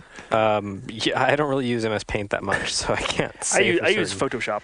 Well, yeah, but so that's the whole deal. Is these are like the lo-fi versions. Right. Like some of them are really, really crude, and some and of cool them and are just crude. stick figures. There was a really nice one of like the Half-Life 2 Citadel with the portal opening over the top. That was actually really, really cool for Microsoft Paint drawing. I'm guessing a lot of Aerith getting it. No, there was I one. only- There was I only one saw in stick one. figures, Oh, all right. but it's crazy and it's really cool. Some of the stuff people have chosen. I mean, like there was like a Contra one. Right, yeah, the Contra 3 with the guy like hanging out of the wall and shooting the big monster that tears through the wall. Good That was a boss. nice touch. The ending of Ico Eco. was, I haven't seen that Ico. one. It's Ico. Spoiler. No, it's not. Yeah, it is. No, it's not. Okay, we don't need to have this argument right now. Yes, have it right now. I know I can. So awesome. I know I can read katakana. Yeah, I it's, can it's too. On the And side of the box. I found a book in Japan at TGS. It was like a book of Ico stuff, and it was AIKO. Really? Ico. That Anyway, doesn't- that we don't seems need to have weird, this though, discussion. because the sequel was going to be called Nico. I know, it's weird, but it said Ico. Whatever. I consider your proof to be inconsequential and I should have. Not accepting it. unacceptable. Whatever. Anyway, the point is, It was a nice little thread. I think it's a cool thread. So jump in there. We've done a couple of quick news stories to show off some of them on the front page. I want to see an MS Paint portrait of you, Garnet. If you guys keep on, doing some, indeed. If you guys keep on doing them and making good stuff, we'll do more news stories and throwing them on the front page. Please start a thread where MS Paint portraits of Garnet. Please don't. I want to see that G4 picture of Garnet. I want to see the Tenchu picture. Seriously. We're kidding. All right. We're just funning. In addition to that, we did a feature earlier this week that we originally called "Hey Devs, What the Fuck," but it turned into 5 things that we hate in games, which was kind of cool because we turned Sharky loose on this idea, and so basically we boiled him down. He hates a lot of things. He hates a lot. He hates a lot of things. The thing with Sharky is that for some reason the poor guy has been turned into the go-to guy for crappy games. Anytime there's something that no one else wants to review, he is the curmudgeonly gamer. Andrew and Greg are like, okay, Sharky, here we go. Manhunt 2 for PSP. Why don't you play it? Oh, you want Scarface? Go for it. So he played, and all the MMOs. So that's by his own choice, I think. He's not that happy about it. I hear him swearing a great deal. So he experiences like the most egregiously badly designed games that there are. Like fairly big budget, sometimes high profile games that just aren't very good. So he has a very up close front row seat to really stupid design mistakes. Finely honed sense of crap. Yeah. His nose is refined. So what were his 5? So his 5 were these: unskippable cutscenes. Yes. Agree with that. Save points. After Kane and Lynch, definitely agree with that. Right. Quick time events. It's kind of arguable. I think they're defensible to a point. Yeah. To a point. It's when they're taken too far. Yes. Yeah. Definitely. Pay to unlock content, particularly, like the Godfather thing where you're unlocking cheats that you can actually unlock in the game. Or Beautiful Katamari, where the content is on the disc and you're downloading an unlock code for $4. Ouch. That is fucking ridiculous. And then because you can. And by because you can, he meant stuff like where, okay, we have the Wiimote. Let's do some crazy Wii commands because we can. Because you can, he meant lair, basically. Or, yeah. Although that was more like because we had to. But whatever. Yeah, I think the way he put it best was deciding to do something that could be done better with just a normal set of controls, just because you can do it the other way. Right. And he on the flip side, he did praise games that do things right, like with Because You Can. He said, Mario Galaxy does a great job of making its waggle unintrusive, and the buttons still do what buttons do best. They make you jump. Noted that the flight controls in Warhawk worked really well. Mm-hmm. So and you had the option to switch if you didn't like it. Right. That's the key, right? Yeah. Leave the option. So I think this is a really interesting topic. Hop into the thread and either argue on these 5, or if you've got a different 5 or you think we missed something that was big, throw it in there, because I think that's a pretty interesting thing. We could come back to this next week or the week after and see what people have thrown in there. So that's what I got for community stuff. Other than that, most of the threads are on games that people are playing right now. And then the other big topic ever since Thanksgiving has been sales numbers. Oh, yeah. And so everyone goes crazy for sales. I don't know why everyone goes so crazy for them. I think it's because it's fanboys and an arguing point. So people have this bizarre emotional investment in the fortunes of their consoles, and succeeding is not enough. It has to succeed harder than everyone else. Otherwise, they take it personally. Come on, you guys don't find it interesting? We're all there. I find sales interesting, but I don't take it personally. As long as everyone is making a profit and no one's bowing out of the industry, I don't really care. Well, I don't take it personally, but I definitely care. I mean, it means a lot. Like how is Mario selling? Like how is the PS3 doing? What am I going to be? What are the exclusives going to be coming out on 2 years from now? Like it matters. It does matter. Okay, so the first takeaway. But people have a tendency to take it personally. Well, not only that, but they extrapolate things that you really can't deduce just from some basic 1-week sales figures. Yeah, and everyone's very short-sighted with everything sales. Yeah. Like, the PS3 outsold Wii 1 week? Well, that must mean that Nintendo's star is fading and Sony's back on the rise. Right. No, it just means that, that's the sales numbers for that week. Because sales has become such a big thing, like the spin that everybody places on their sales is so extreme, it's hard to even really understand what things mean against each other. That's right. So I use the term numbers kind of loosely here because these are not the same as when we get NPDs. We won't have the NPDs for November until December the 13th. And so you've got a couple weeks to wait for that show. We have our are the big three issuing press releases talking about how they've done over the first holiday spending sprees. And Big Black Friday. like big Black Friday, right? Yeah. And Nintendo's certainly trumpeting very loudly because they had their best hardware sales figure ever with the Nintendo DS during the week of November 18th to 24th, which is the week that had Black Friday in it. They sold over 650,000 DS Lites, which is a huge number in North America. That's huge. staggering. But it's not Yeah. surprising considering those two bundles, the Nintendogs and Zelda bundles, were like really, Right. really great. Even with the bundles, that's still a staggering number. That eclipsed the 600,000 that they had done. When was that? In 2005 with Game Boy Advance, which is Right. when they marked Game Boy Advance down. Yeah, that was $80 for Game Boy Advance, wasn't it? And this is, $130 for DS, or $160 for the DS bundles. $149. $149. I'm guessing Sony did not put out a PSP press release. Now we'll get to their numbers in just a minute. They did everything by comparative percentages. In addition to those DSs, they also announced that they sold some 350,000 Wiis during the same week. So all told, in North America, Wii and DS, they sold somewhere over 1 million pieces of hardware in 1 week. Well, and it's funny because the mainstream press story is still like, what is the hot toy for this Christmas? It's the same one it was last Christmas. It's the Wii. Yep. I mean, meanwhile, the DS is outselling it 2-1, which is its own interesting thing. But definitely, like Nintendo, for it looks like all intents and purposes, is going to own this Christmas again in terms of like mind share and mainstream. Really press. is not surprising anybody. I don't think. I'm not surprised.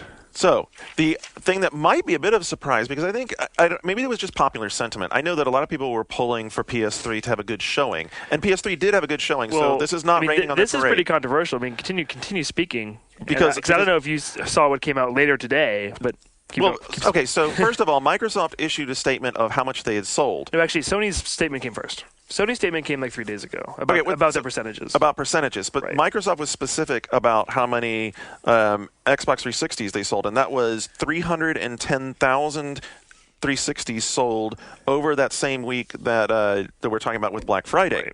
They went on to say, and this is the part that has raised Sony's ire, they went on to say that they had outsold the PS3 by 2-1 during the week of Black Friday. Right. To which Sony immediately responded. And by the way, if you want to follow all this stuff, we're taking it from a number of sources. One of them is from the Seattle paper. One of them is from CNBC. Another one was from where did I get this other source? We just signing this. We had a story on it, and we also it's also on the gamesindustry.biz. So unfortunately, you're going to have to go to a lot of different places to piece all of this trail together. They immediately responded to Todd Bishop's Microsoft blog. Sony representative Kimberly Otzman said that it's their policy not to disclose their unit sales number until NPD numbers are officially released, which will be December 13th. However, I can assure you that Microsoft's estimates of our PS3 units are way off, and they did not outsell PS3 2-1 during Black Friday week. Right. I mean, that just makes these announcements seem fishy. It's like, well, They're all fishy. Well, Yeah. at least the Microsoft PS3 ones are going to be fishy. But- I think Nintendo, no one's going to really question Nintendo because they're well, yeah, kicking but ass. I think people are trumpeting their horns a little quickly, and like the month isn't even over. No disagreement. Right. But here's the So- thing: like, what has changed that really, besides the price drop, that the PS3? What will people be buying the PS3 really for this Christmas? Like, I think Sony failed on the account. I mean, you have good games like Ratchet and Clank and Uncharted and stuff like that, but they don't have like What the don't- Halo, the They have Call of Duty- they have- Mario Galaxy, Well, no, they don't have Halo or Mario Galaxy. That is true. they don't have their big. They failed. They didn't come up with their Gears of War, second year big exclusive third-party title that you have to have for Christmas. Third party or first party? I'm First sorry, party. it doesn't matter. Exclusive. Yeah, with Sony, first party is kind of a... Really? Well, no. Really? But it's- Sony first party is kind of really? Compared to Microsoft Game Studios and I think- Nintendo. Well, compared to Nintendo, I think they are. And compared to Microsoft Game Studios right now, Okay, This Microsoft, year, come on. Microsoft This Game year- Studios before everyone left. right, but no, Sony has a stronger first party than Microsoft. They don't have Halo, no. There's no This doubt about year that. they Now, I did. have a No doubt quote- about that. I have a quote for you about that in just a second. I think the question I want to address first was we all were asking when Halo 3 came out, ahead of this holiday season, would it affect the sales during the Christmas season? Would that negatively put them in a bind where they couldn't sell as many units of hardware as they needed to? And apparently it's not going to hurt them at all. The statement that came out from Aaron Greenberg noted that they were seeing a number of big boxes report that they were out of units, and they were having to ship units back to them. And I guess the good news for Microsoft is that they had enough units in reserve in their warehouses to keep replenishing supplies and keep putting the unit back out there for sales. So that's very good. The other thing that's very interesting that he noted was that the newly introduced arcade unit was performing well above their expectations. Yeah, that seems to go against anecdotal reports that over Black Friday, all you could find were arcade and Halo SKUs. That Premium was sold out everywhere. Interesting, but his quote was that we learned from one of our top retailers that the launch of the arcade was the biggest Xbox 360 sales week since Christmas of last year. It's performed above what we expected and is a bigger percentage of the mix than what we thought it would be. That makes me sad. That does make me sad too. That all those people have the Tard pack. It puts some validity to another story we had, which was that at a Reuters media summit, the Activision CEO noted that within the next 2 years, both Sony and Microsoft have to have their units under $199. Which seems fast to me, like to expect. Well, here's what he said. He said the Wii at its price point now is setting a standard and an expectation, and people say, well, the Wii is less complex technically, and I don't know that really matters as much to the consumer. In the next 24 months, they all will need to be at that $199 price point. Really, the Wii has to be? Well, I mean, the Wii should be, the Wii should be already at that price wait point. till you hear what he said right after that. He says, you can imagine Nintendo will be down to the $129 price point over the next few years. In 24 months, I can see that actually. What's their hurry? They can't. At $250, they can't make enough. Yeah. When are they going to make enough? Like, Nintendo is not worried about in Japan. Price drops. In Japan, though, the Wii is sloughing off a bit, which is weird. Like, but no one can really explain why Wii hardware isn't selling. Maybe Wii Fit will. Yeah, I was going to say wait till after next week and see what happens. But again, I think Japan is just drifting away from consoles. Right. It's all about handhelds and mobile games over there, and none of the consoles are selling nearly as well as they should in Japan right now. Right. The fact that Wii has done as well as it has is actually kind of remarkable. Yeah. I think bucking the trend. I think by the end of December, when everything comes out in the wash, everything is going to sell really well. And like games that are driving hardware sales, people didn't expect. Like Guitar Hero 3 could end up being the year's best-selling game, which is just kind of crazy and unexpected. That wouldn't How is that surprise crazy? me too much after last year, though. Yeah, but I wouldn't have guessed it would be the best-selling game of the year. Really? After Guitar Hero 2, even last year, still. I don't know. I'm just a little surprised. They've tapped into the mainstream in a different way than Nintendo, and I think that part of the mainstream is like, oh, finally, something for us. It's actually kind of cool. In a story about Metal Gear Solid 4, which we're going to be talking about in just a minute, Peter Dilley, who's the senior vice president of marketing for Sony, noted that they have 15 internal studios working on PlayStation titles. So that backs up what you were talking about on the massive amount of PS3 like anybody who support. wants to argue that Microsoft Game Studios is a better first party than Sony, I'll battle you in the octagon any day. Do you want to? But Nintendo beats this both. year. This year, who put out the most best? Good, Yeah, most best games. Most best games. Yes, For this year. For this year. this year. Microsoft versus Nintendo, but Microsoft versus Sony. Nintendo over Microsoft. Yeah. You think so? No. DS counts. Okay, so but here's the key. Nah, I don't count DS. the but- thing Here's about where it's going to pay off for them. He added that between September of 2007 and April of 2008, that they will release 15 PS3 exclusives. That's a pretty large number before April They're 2008. probably counting PSN. You think so? Yeah. I think they must be counting PSN because Must be. I mean, how else do you get 15 PS3? I could come up with like exclusives? 7 maybe. Yeah, Yeah. if you count PSN, then it's easy, but that's kind of misleading to count PSN. All right, so now we've been through all this mess. What do we make of it? Of Black Friday week. Yeah, Black Friday and all the posturing and Sony talking about, well, we're up 248%. Who Who cares? Everyone's rich. Everyone's rich, I like that. but That's the point. if you want to do battle, like in America, Nintendo wins. Duh. Right. We wins. No contest. It's a fight for second. And by the end of this year, will Microsoft sell more units than Sony in October, November, December? Yeah, they probably will. But is nobody worried about PS3? No, because I think that by the end of this year, worldwide, the Gulf, like Japan and Europe. I mean, like Japan. Europe is Europe is the big battleground now. In England and United Kingdom, 360 is doing a lot better than expected, but the rest of Europe, no. Like places like Spain, Germany, France, PS3 is doing very, very well there. See, and Blu-ray, we just saw the numbers come out this week that in Europe, Blu-ray has 73% of the market over HD, which is considerably more than here in America. To me, the question is not, is PS3 worth having? The question is, Microsoft did incredibly well this year. The Xbox 360 is the system to have if you're not into Wii. But what does Microsoft have in the future? Like Sony's future, I think, is looking better and better. Mm-hmm. It's really starting to build up some momentum for PS3. Microsoft seems to be kind of hemorrhaging everything. Yeah, even at E3, they only showed through the end of the year, and they haven't announced anything for 2008 we're hearing troubling stuff. I mean, we've talked about the Marvel game here, and where's Alan Wake? Where's Banjo? What's going on with Halo Wars? Fable 2, what's up with that? Like, most of the big name Microsoft Game Studios games you're aware of, Too Human, are troubled in some way. And, we don't really know what's going on with these games. Microsoft's being very secretive. And, I think in the next few months, obviously, they're going to show us these games again, but... I'll play devil's advocate on that one for you. Their strategy paid off in that all of the focus was on what they were going to bring you this fall because that was what was most important, and they didn't want to distract from that. They didn't want you not going into the store and buying 3 or 4 titles thinking, oh, you know what, there's another game coming out in a couple months. Right. Well, but people who've been with Xbox One, when you started not hearing about Xbox One games, well, that's when they got rid of Xbox One. You need to give people the carrot to keep caring about the future of your The difference I is, absolutely though, agree. the difference is if the third-party games, if the 360 version continues to be the version to get of third-party games, but it's not going to. You understand that that's the way it's been. That's the way I don't know about that. Yeah, I don't think you can make that assumption. Yeah, I don't know that that's safe to say at all. We just got the first one in the office, like Burnout, as I've said. Like that's the but Burnout is not most developers. And I'll say this: the 360 version of Burnout has come light years because I was watching the 360 version, good. and it's not a night and day difference at all. No. It's incremental.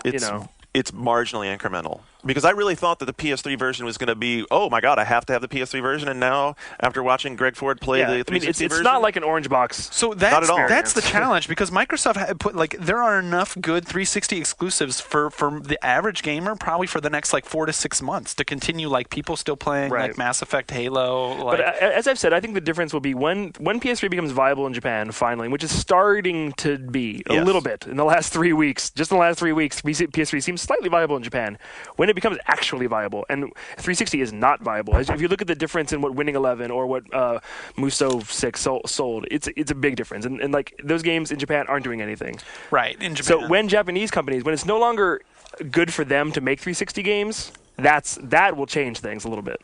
Oh, that's a good point as far as Japanese development. But in the West, as long as Microsoft continues to sell more 360s than PS3s in North America, the gulf just gets broader and broader and broader. Yeah, and I really think that for the PS3, the hope was that we'd start whittling into the lead, not just reducing how fast they're pulling away. I think we'll need the Metal Gears and the games, the really big games you cannot get. So before we talk about Metal Gear, you talked about that opens up a whole nother can of worms. Right. So you talked about 360 not having any games for next year. There's a thread on our message board that kind of combats this popular theory with a bunch of box art for games that are coming next year, and one of them is right out of your cover story, man. Ninja Gaiden 2. That's going to be awesome. And that's going to be awesome. And Alan Wake and other titles that have been talked about. I think that you're right. The onus is on Microsoft in January and February to open the curtains and show off a powerful lineup of 2008. That's true. If those things come out, if there's a good game every 2 months, if there's a Too Human, an Alan Wake, a Banjo,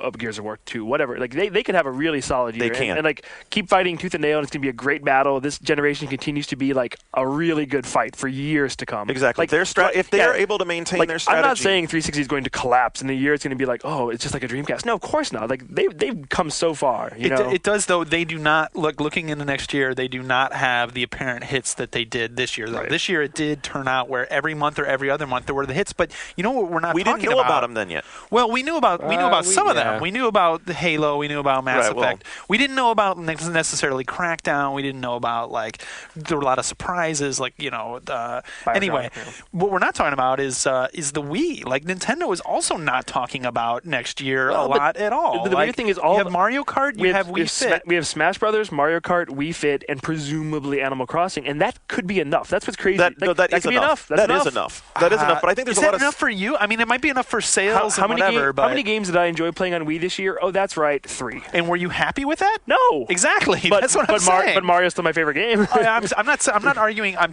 separating sales from me being a happy owner of the system. Do I think Wii is a good platform? Hell no. I think Wii is GameCube too. Hello. But even if we're casual core gamers, we're still not the right target for Wii. I mean, Wii is hitting an entirely different sort of demographic. No, but like as I've said, like I was being interviewed for Gamer TV, and one of the questions Ollie Quinn, who's been on the show, asked, right, we both did this. Right, thing. we both did. And one of the questions he asked me is like, "What advice would you give a new Wii owner?" I'm like, "Only purchase games developed and published by Nintendo of America." That's exactly what I said. You know, I like, said, hello? stick to its Like strengths. everything else is a minefield waiting to ruin your life. Oh, I don't know. I picked up Resident Evil 4. I hear that's pretty good. Okay, that is a good game. But of course, that's shovelware. It is shovelware. You know, if a game was good on PS2, it's probably going to be pretty good on Wii. This is true. A generation later. Yeah. Oh, Yeah. yeah. That's great. Well, there's still a lot of proponents out there for various platforms. One of them, Mark Rain is always prone to He's prone to talking about everything. about anything. So he jumped on the PS3 bandwagon a little bit again. He had a couple of things he wanted to talk about. The first one Well, I was think he has a game to promote. Well, I was going to say, yeah, coincidence. He has a game to sell that comes out in a couple weeks. right. And actually, we've been told, a couple of people complain that we hadn't talked about Unreal Tournament that much. I haven't had a chance to play it that much, but I'm a huge Unreal Tournament fan. If I play it, I'm secretly an Unreal Tournament fan. I just saw you guys got it in. I saw. Oh, we have it? I saw. yeah, a we copy have, of it. we have final Retail? Final retail was couriered into How many? yesterday. Do you have a lot? I don't know. Can I have one? I don't know. It's Continue multiplayer this discussion later. Yeah. Where is it Shane, right you now? Sponge. You know that for review we'll be getting a lot of people together playing it because Right. it's best played in What groups. are you pretending So- to get excited for? You don't Mark give a McDonald. fuck. Mark McDonald. I played Unreal Tournament online on my computer. In like 1996. It was 1998. Okay. Yeah, exactly. You're not Welcome going to 2007. Anyway. So Mark started off talking about some of the things he likes about Home or the way Home is set up. He says, we're planning that you'll be able to get a party together in Home and then file into the game from an Unreal space. Home's pretty cool, so we're planning to do that. He goes on to say you'll be able to form up without us having to build a party system. It won't be as detailed as a real party system, but the idea that we could all meet up in a room and then just go together into the game is really cool. Something he's excited about. This was in an interview he did at Gama Sutra.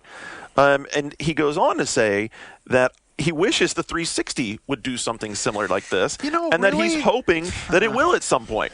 Is it that though? I mean, like maybe the first couple times you want to like be in a room with a bunch of other like football player dudes and like, yeah, we're gonna fucking load out and here we go. Yeah, you ready? Yeah. But I mean, after the first two times, you just want to fucking play the game. I don't want to go into a room with people. I mean, it's just like, get me in the game and let's go. Like, I don't want to walk around my avatar into a game. Is it really like this is one of those things like because you can do it. I mean, I think it's kind of weird because I do think Home is going to be really good for bringing people who aren't used to playing online games together and like letting it's like a safe environment to like launch a multiplayer experience. But the problem is Unreal is the most hardcore of game, and the people who like Unreal are like clan guys who know all this shit, and they're not. That's not for them. Dude, like they could give a shit about sitting Right. around your virtual living Exactly. room. yeah, and I'm saying like I think Home is a great concept, but I don't think Unreal is the game for like the Oh, casuals. let's watch Yeah. the highlights of that last game on my Wega, my simulated Wega that's like 2 inches big, instead of just watching the fucking like replaying the movie on your full screen. I mean, Home is cool for a lot of things, but like Actually, Mark, if you use Home, if you're looking at one of the TV screens, you can zoom on it and then make it fill all your entire screen. well, So while you're that's blowing great. while you're blowing Mark out of the water, his other comment was on potential momentum for the PS3 going into the holiday, and his quote was, "It's a great Blu-ray player." Hey, that's a great quote. It Planet really Earth. is. Ratatouille looks so Ratatouille good. is amazing. Planet God Earth, damn. buy it. Killer app for the PS3 as far as I'm concerned. This week, my favorite, I Know Who Killed Me, starring Lindsay Lohan on Blu-ray, with a new alternate ending. I totally agree that it's a great Blu-ray player. As a matter of fact, I enjoy using it as a great Blu-ray player too. I just think it's very funny that like you said, it didn't have its killer app again for the fall, and so we're back to talking about it as a killer That Blu-ray just player. means it's like 6 months behind the PS2, because at first PS2 was a great DVD well, player. that's true. That was a big That selling was point, why especially it in succeeded Japan. in Japan. Yeah, in Japan, it became the DVD player du jour. All right, so moving right along, you talk about Metal Gear Solid 4, and our good friend Ryan Payton, who was being interviewed by Reuters, had this to say about Metal Gear Solid 4. It needs to sell 1 million units on day one. So if you own a PS3, go out and buy 3 copies of the game. Otherwise, you won't get any more Metal Gears. Was there more to that quote? Like to break even, or what was the no, exact quote? to justify the production, the development to costs. recoup the development costs, they would need to sell that many the first day to break even. To help, that's what he exactly said. To Right. help, the quote was to help recoup the cost of Right. production. So to me, that's I think it's completely realistic. yeah, Actually, worldwide simultaneous Yeah, release. complete- Japan, America, Europe. It's popular in all territories. completely realistic. Yeah. I don't think it's unrealistic. It is It is hopeful. I mean, because what Patrick or what Steve Watts, who wrote the news story for us, broke it down to was that even if you had a 1 in 10 attach rate, which is seen as pretty much a spectacular attach rate, especially for day one, that you'd have to have 10 million PS3s out there worldwide. Well, I think Metal Gear Solid 4 will have a much better than a 10% attach Yeah, rate. it will, because right now PS3 is selling to people who are the kind of gamer who want Metal Gear Solid 4. If Halo 3 in America can have a 49% attach rate in the first week, pretty freaking amazing, then Metal Gear Solid 4 can have a 10% attach rate. And plus, forget attach rate. Shane, our good friend Adam Sessler would disagree with you. He was also interviewed in this article by Reuters, and he said, no, Metal Gear Solid 4 isn't the killer app. People who already own a PS3 will likely get it, but it doesn't have that kind of broad-based appeal. He's wrong. Well, I don't know. There's something to that. Metal Gear has become very much catering to its own niche, but I do think there are a million of those people out there, and they are the ones who own PS3s. Yeah, and I will say, like, if you define killer, there are people that have not bought a PS3 yet that will buy one if Metal Gear turns out to be as good as it looks, which is a big if. Well, we've played an hour of it, and to me, it seemed to be as good as I wanted it to be. If that turns out, people will buy that system for that game. And it's kind of a belief that if Metal Gear Solid 4 comes out and is brilliant, well, like, only people who love Metal Gear will still buy it because it's Metal Gear. No, here's the thing: it's not going to turn. I don't think Metal Gear is going to turn into Halo or GTA. Yeah, it's not. So I think that's what the Sessler quote is saying. But it is $1 million is not that outlandish. Right. Day one at all. I think the series will never again have the impact the first Metal Gear Solid did, just because it's not something that you've never seen before. Metal Gear Solid, the first one, blew everyone away. It sold incredibly well because, wow, no one's ever done this with a video game. Right. Metal Gear Solid 4 is a refinement of the things that Metal Gear's been doing, and it looks like, it might be the game that gets all the kinks of the system out, which is going to be great, but, again, it's still kind of catering to people who already believe in Metal Gear. Yeah, I think I agree with you, and I think that's kind of what Adam was getting at in this, is that it's still a gamer's game, and Halo has managed somehow, despite being a gamer's game, to break outside that mold as well. Well, and the other thing is, in the month of November, there will be over 1 million PS3s sold worldwide, and there's 1 million people right there who aren't being considered in these numbers that are being used.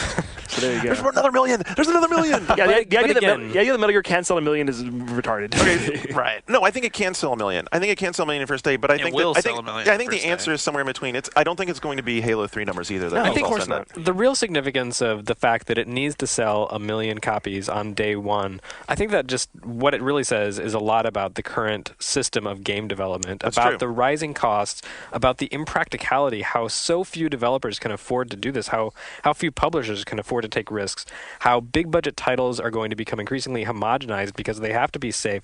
You have to create something that is going to sell millions of copies. Otherwise, you can't afford it. Well, but, in Variety, every movie that comes out, you hear Fred Claus has to make $80 million its first weekend or else it's a huge failure, which it was. That happens every day in all sorts of media. And suddenly this game gets singled out as Well, I was going to say, it's very movie industry-like to say this. Right. No, I don't. This is certainly not the only game like that. It's symbolic of the shifting face of video games and how video games are becoming more movie-like, which is to say, they're going to become safer and safer. The blockbuster mentality. But also, if Konami's coming out and kind of complaining, we need to sell out, does it mean that Sony isn't subsidizing the development as much as people thought? Well, so let me add a little more fuel to that fire as well, because the other quote from Peter Dilley, which was originally in this Reuters piece, was that we understand publishers are needing to recoup their investment. From our perspective, as long as the games aren't going exclusive to other platforms, PS3 gamers are not actually losing anything.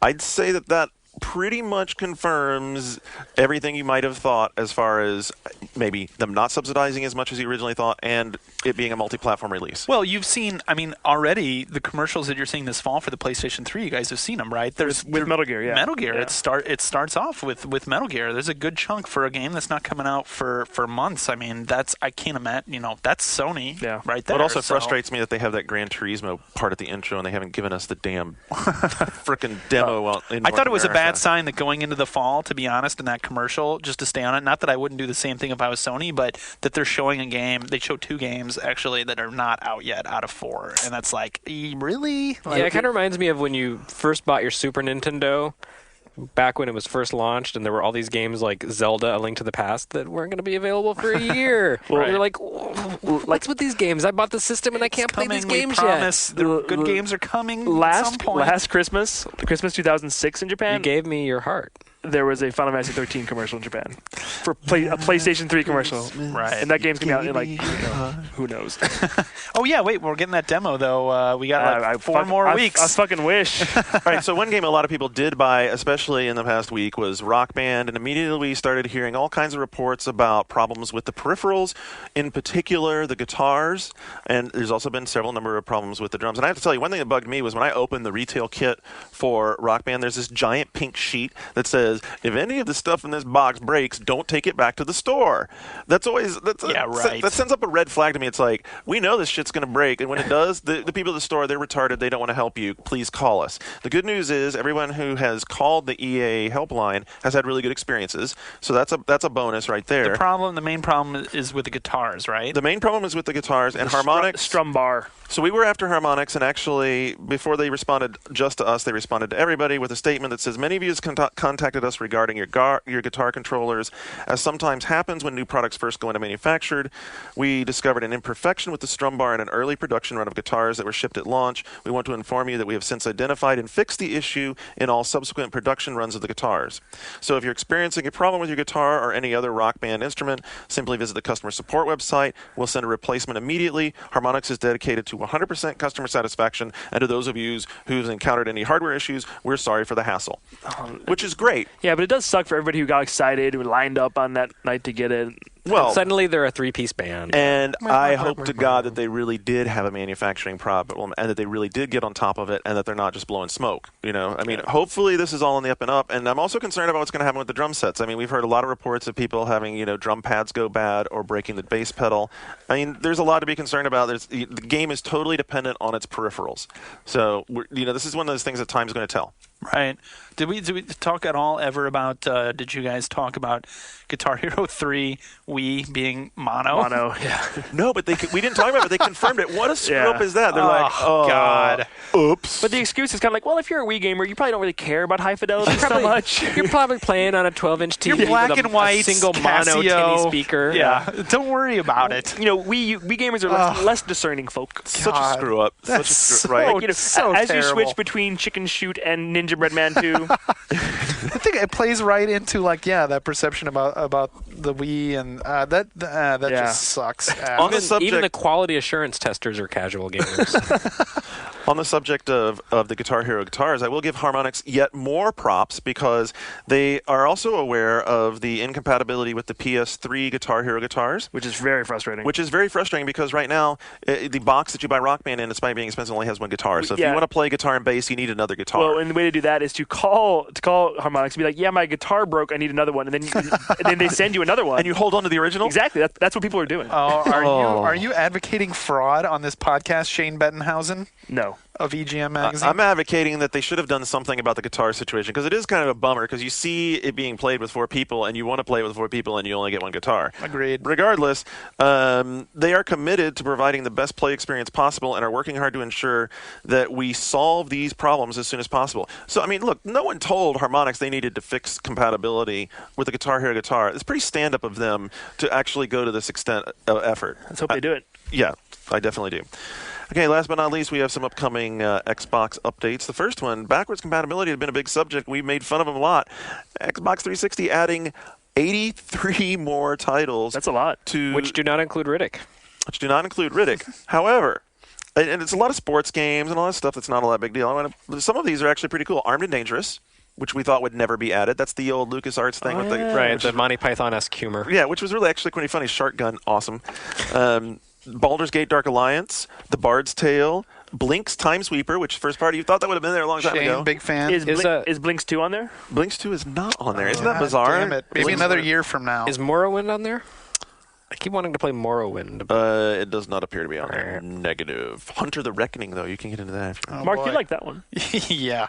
And, Big fan. And from the developer we talked about earlier, Freedom Fighters. That was one that fans that's a have been good one. after. Look, it's great that they keep on adding stuff to it. And It is. anyway. I'm kind of astounded. I mean, even I'm a very big backwards compatibility, I kind of don't even care anymore. Like It is getting to the point where you're far enough into this generation where it's like, yeah, and then enough games. I mean, I think Psychonauts was the last big one that everybody was really pushing for. I mean, you named a couple good ones on there. Yeah, there's some good Riddick ones. obviously is one, but I guess, I mean, you can get a original Xbox for pennies on $15. the Yeah, dollar. but where do you have space to put it? That's the true. question. That is true. All right, so and beyond that, the big fall update for the dashboard of the 360 will be coming next week. Finally, almost in update time for winter. in December. Yeah. Matter of fact, Patrick, while we're recording this on Thursday evening, Patrick is over with Game Videos doing a walkthrough. So if you want to see it in video form, we should have that up by now a on preview of our privacy invasion.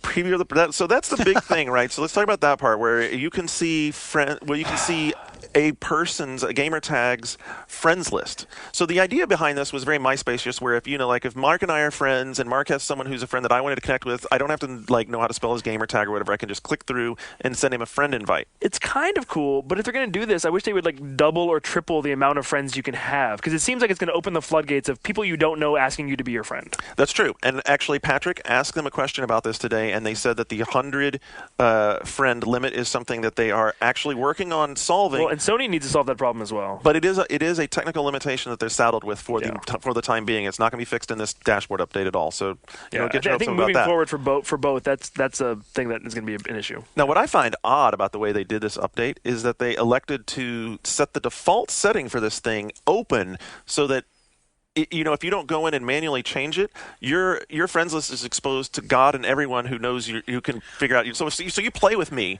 and then go to your recently played people, and you can click on me and pull up all my friends list. That's kind of bullshit. I would rather it be default setting to just friends can see it. You know what I was thinking about this though? I think, and I understand why they made that decision, because we hear us have kind of a different. I don't know about you guys, but I get a lot of friend requests that I just it's kind of overflowing. annoying. Right. But the average person doesn't really care that the friends of their friends see their gamer tag, right? It doesn't matter to them. They're happy if they get a friend invite. It's not like random people see their name on a video and send them invites because they played with Bungie once or something like that. Do you know what I mean? Okay. So when I thought about it, I'm like, oh shit, there's a lot of people on my friends list that are not going to be happy about this thing. But the average person, I think, will want it to default to, You're playing one night with a bunch of people, and you have them in your recently played with a queue, but maybe you didn't, or you meet somebody at a party or something. But are they adding any other social networking kind of things to this to make it more like a MySpace Facebook thing? Not especially. No. Well, what else is in the update? Okay, so of course you're going to be able to get the Xbox Originals, which has a really cool menu screen. Which actually, when you click into the Xbox Original screen, it actually pulls up the old green. The green Xbox. So ugly. It's so ugly. It's like, oh wow, I just stepped back 3 years. Yeah, that's not so hip. So, but it's not its own Blade, right? Is that just in Marketplace? You click through it in Marketplace. Now they've also cleaned up Marketplace significantly. They made a lot of organizational additions so that you're better able to browse through stuff and not just confronted by huge lists. I was trying to explain this to Mark, but they have and I just saw it real briefly. They have a new set of tab menus that runs across the top of the Marketplace. They're not tabs, though. You can flick through them almost like the cross-media bar, and it allows you to sort everything. So you can see recent edition, top choices. They actually separated out a spot now for downloadable content for games, so you don't have to go browsing and looking all over the place for it. It looks incredibly better organized. There's still some steps they could do to improve on it, but they're definitely going forward with that.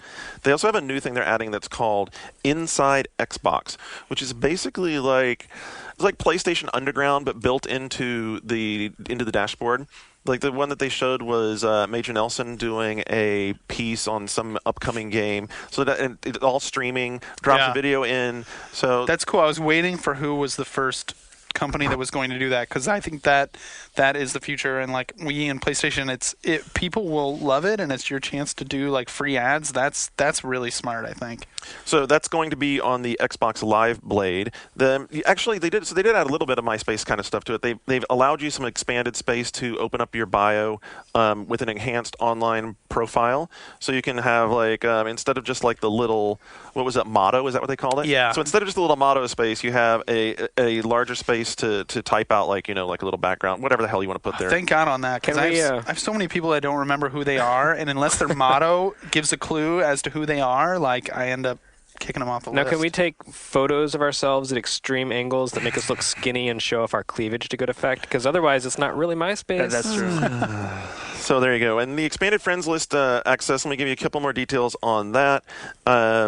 You can set the privacy settings to everyone, friends only, or blocked. If you do blocked, then you won't. Then even on other people's friends lists who have them exposed, you won't be able to be seen.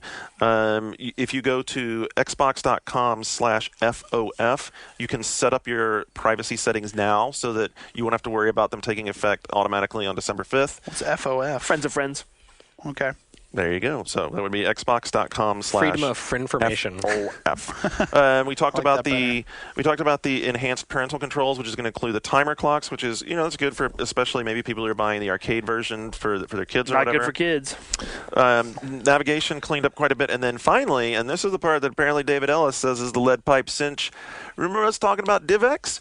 Oh yeah, beaten to the punch. PS3 DivX support and Xvid support included in the dashboard update. Porn party for the win. Yeah. So, the 360 porn box. Dave's like, no, there's all kinds of legitimate AVIs he might want to watch. He was walking around the office today telling everyone, so DivX on 360. I know. Yeah, I walked up to okay. 1080p. I walked in this morning. He's like, what? DivX. I was like, that's great. Yeah, You it's like, can see okay. the areolas. It's awesome. Oh. Yeah. On that note, On that note, there we go. So next week, No Mark. No you'll Mark. be I will be traveling Your vagabond ways the begin. country. That's right. I won't be may- here for a while. Yeah, you may see Mark at like a Walmart in the Heartland doing a personal appearance. If you see me, say hello, give me $1, throw me some change. So I'm going to throw you out there an offer, and you can discard it if you want or not. If you just happen to have like a recorder around or anything, you want to like send us some files. Some field recordings. We'll drop them in the show. Yeah, it and could be like This American Life. Yeah. whatever. As I walk into the St. Louis Walmart. Maybe I can do that. I will be doing some interesting things in Japan in the new year. So we'll see what happens with that. And after that... You're going to be there when Shane and I head over there next year? I think I'll be back by then. When are you guys heading over there? Hanami. When is that, April? March. Yeah, I might be in the Bahamas. If I'm not, I might be in the Bahamas. if I'm not, I will be. There's a good chance. We're also planning a Europe excursion. Maybe we'll have one of yours live from Europe. We'll see. That would be exciting. Yes, I will be back for GDC. So we'll have you on the GDC shows then for sure. Okay, yeah, sounds good. But it's been far too short of a time for you here. I mean, it was an immediately a excellent fit. Worked very, very well, and I'm gonna miss having him here too. I enjoyed myself. So yeah, We enjoyed anytime I can So much you had to leave. be back. And T-Frog, thanks for pinch hitting. I know you didn't want to, but you're glad you did. I'm glad I got to gush about my pinch-faced Mass Effect heroine. I want to see a picture of her. Okay. I love it when Jeremy's on. I mean, Yeah, I think you need to link to a picture of her actually one of yours I will description. all right. So there I'll you do go. something. For Mark McDonald, Shane Bettenhausen, Jeremy Parrish, this is Garnet Lee wishing you have fun, all kinds of games you've been playing. Check us out at boards.oneup.com, and until next week, we're out.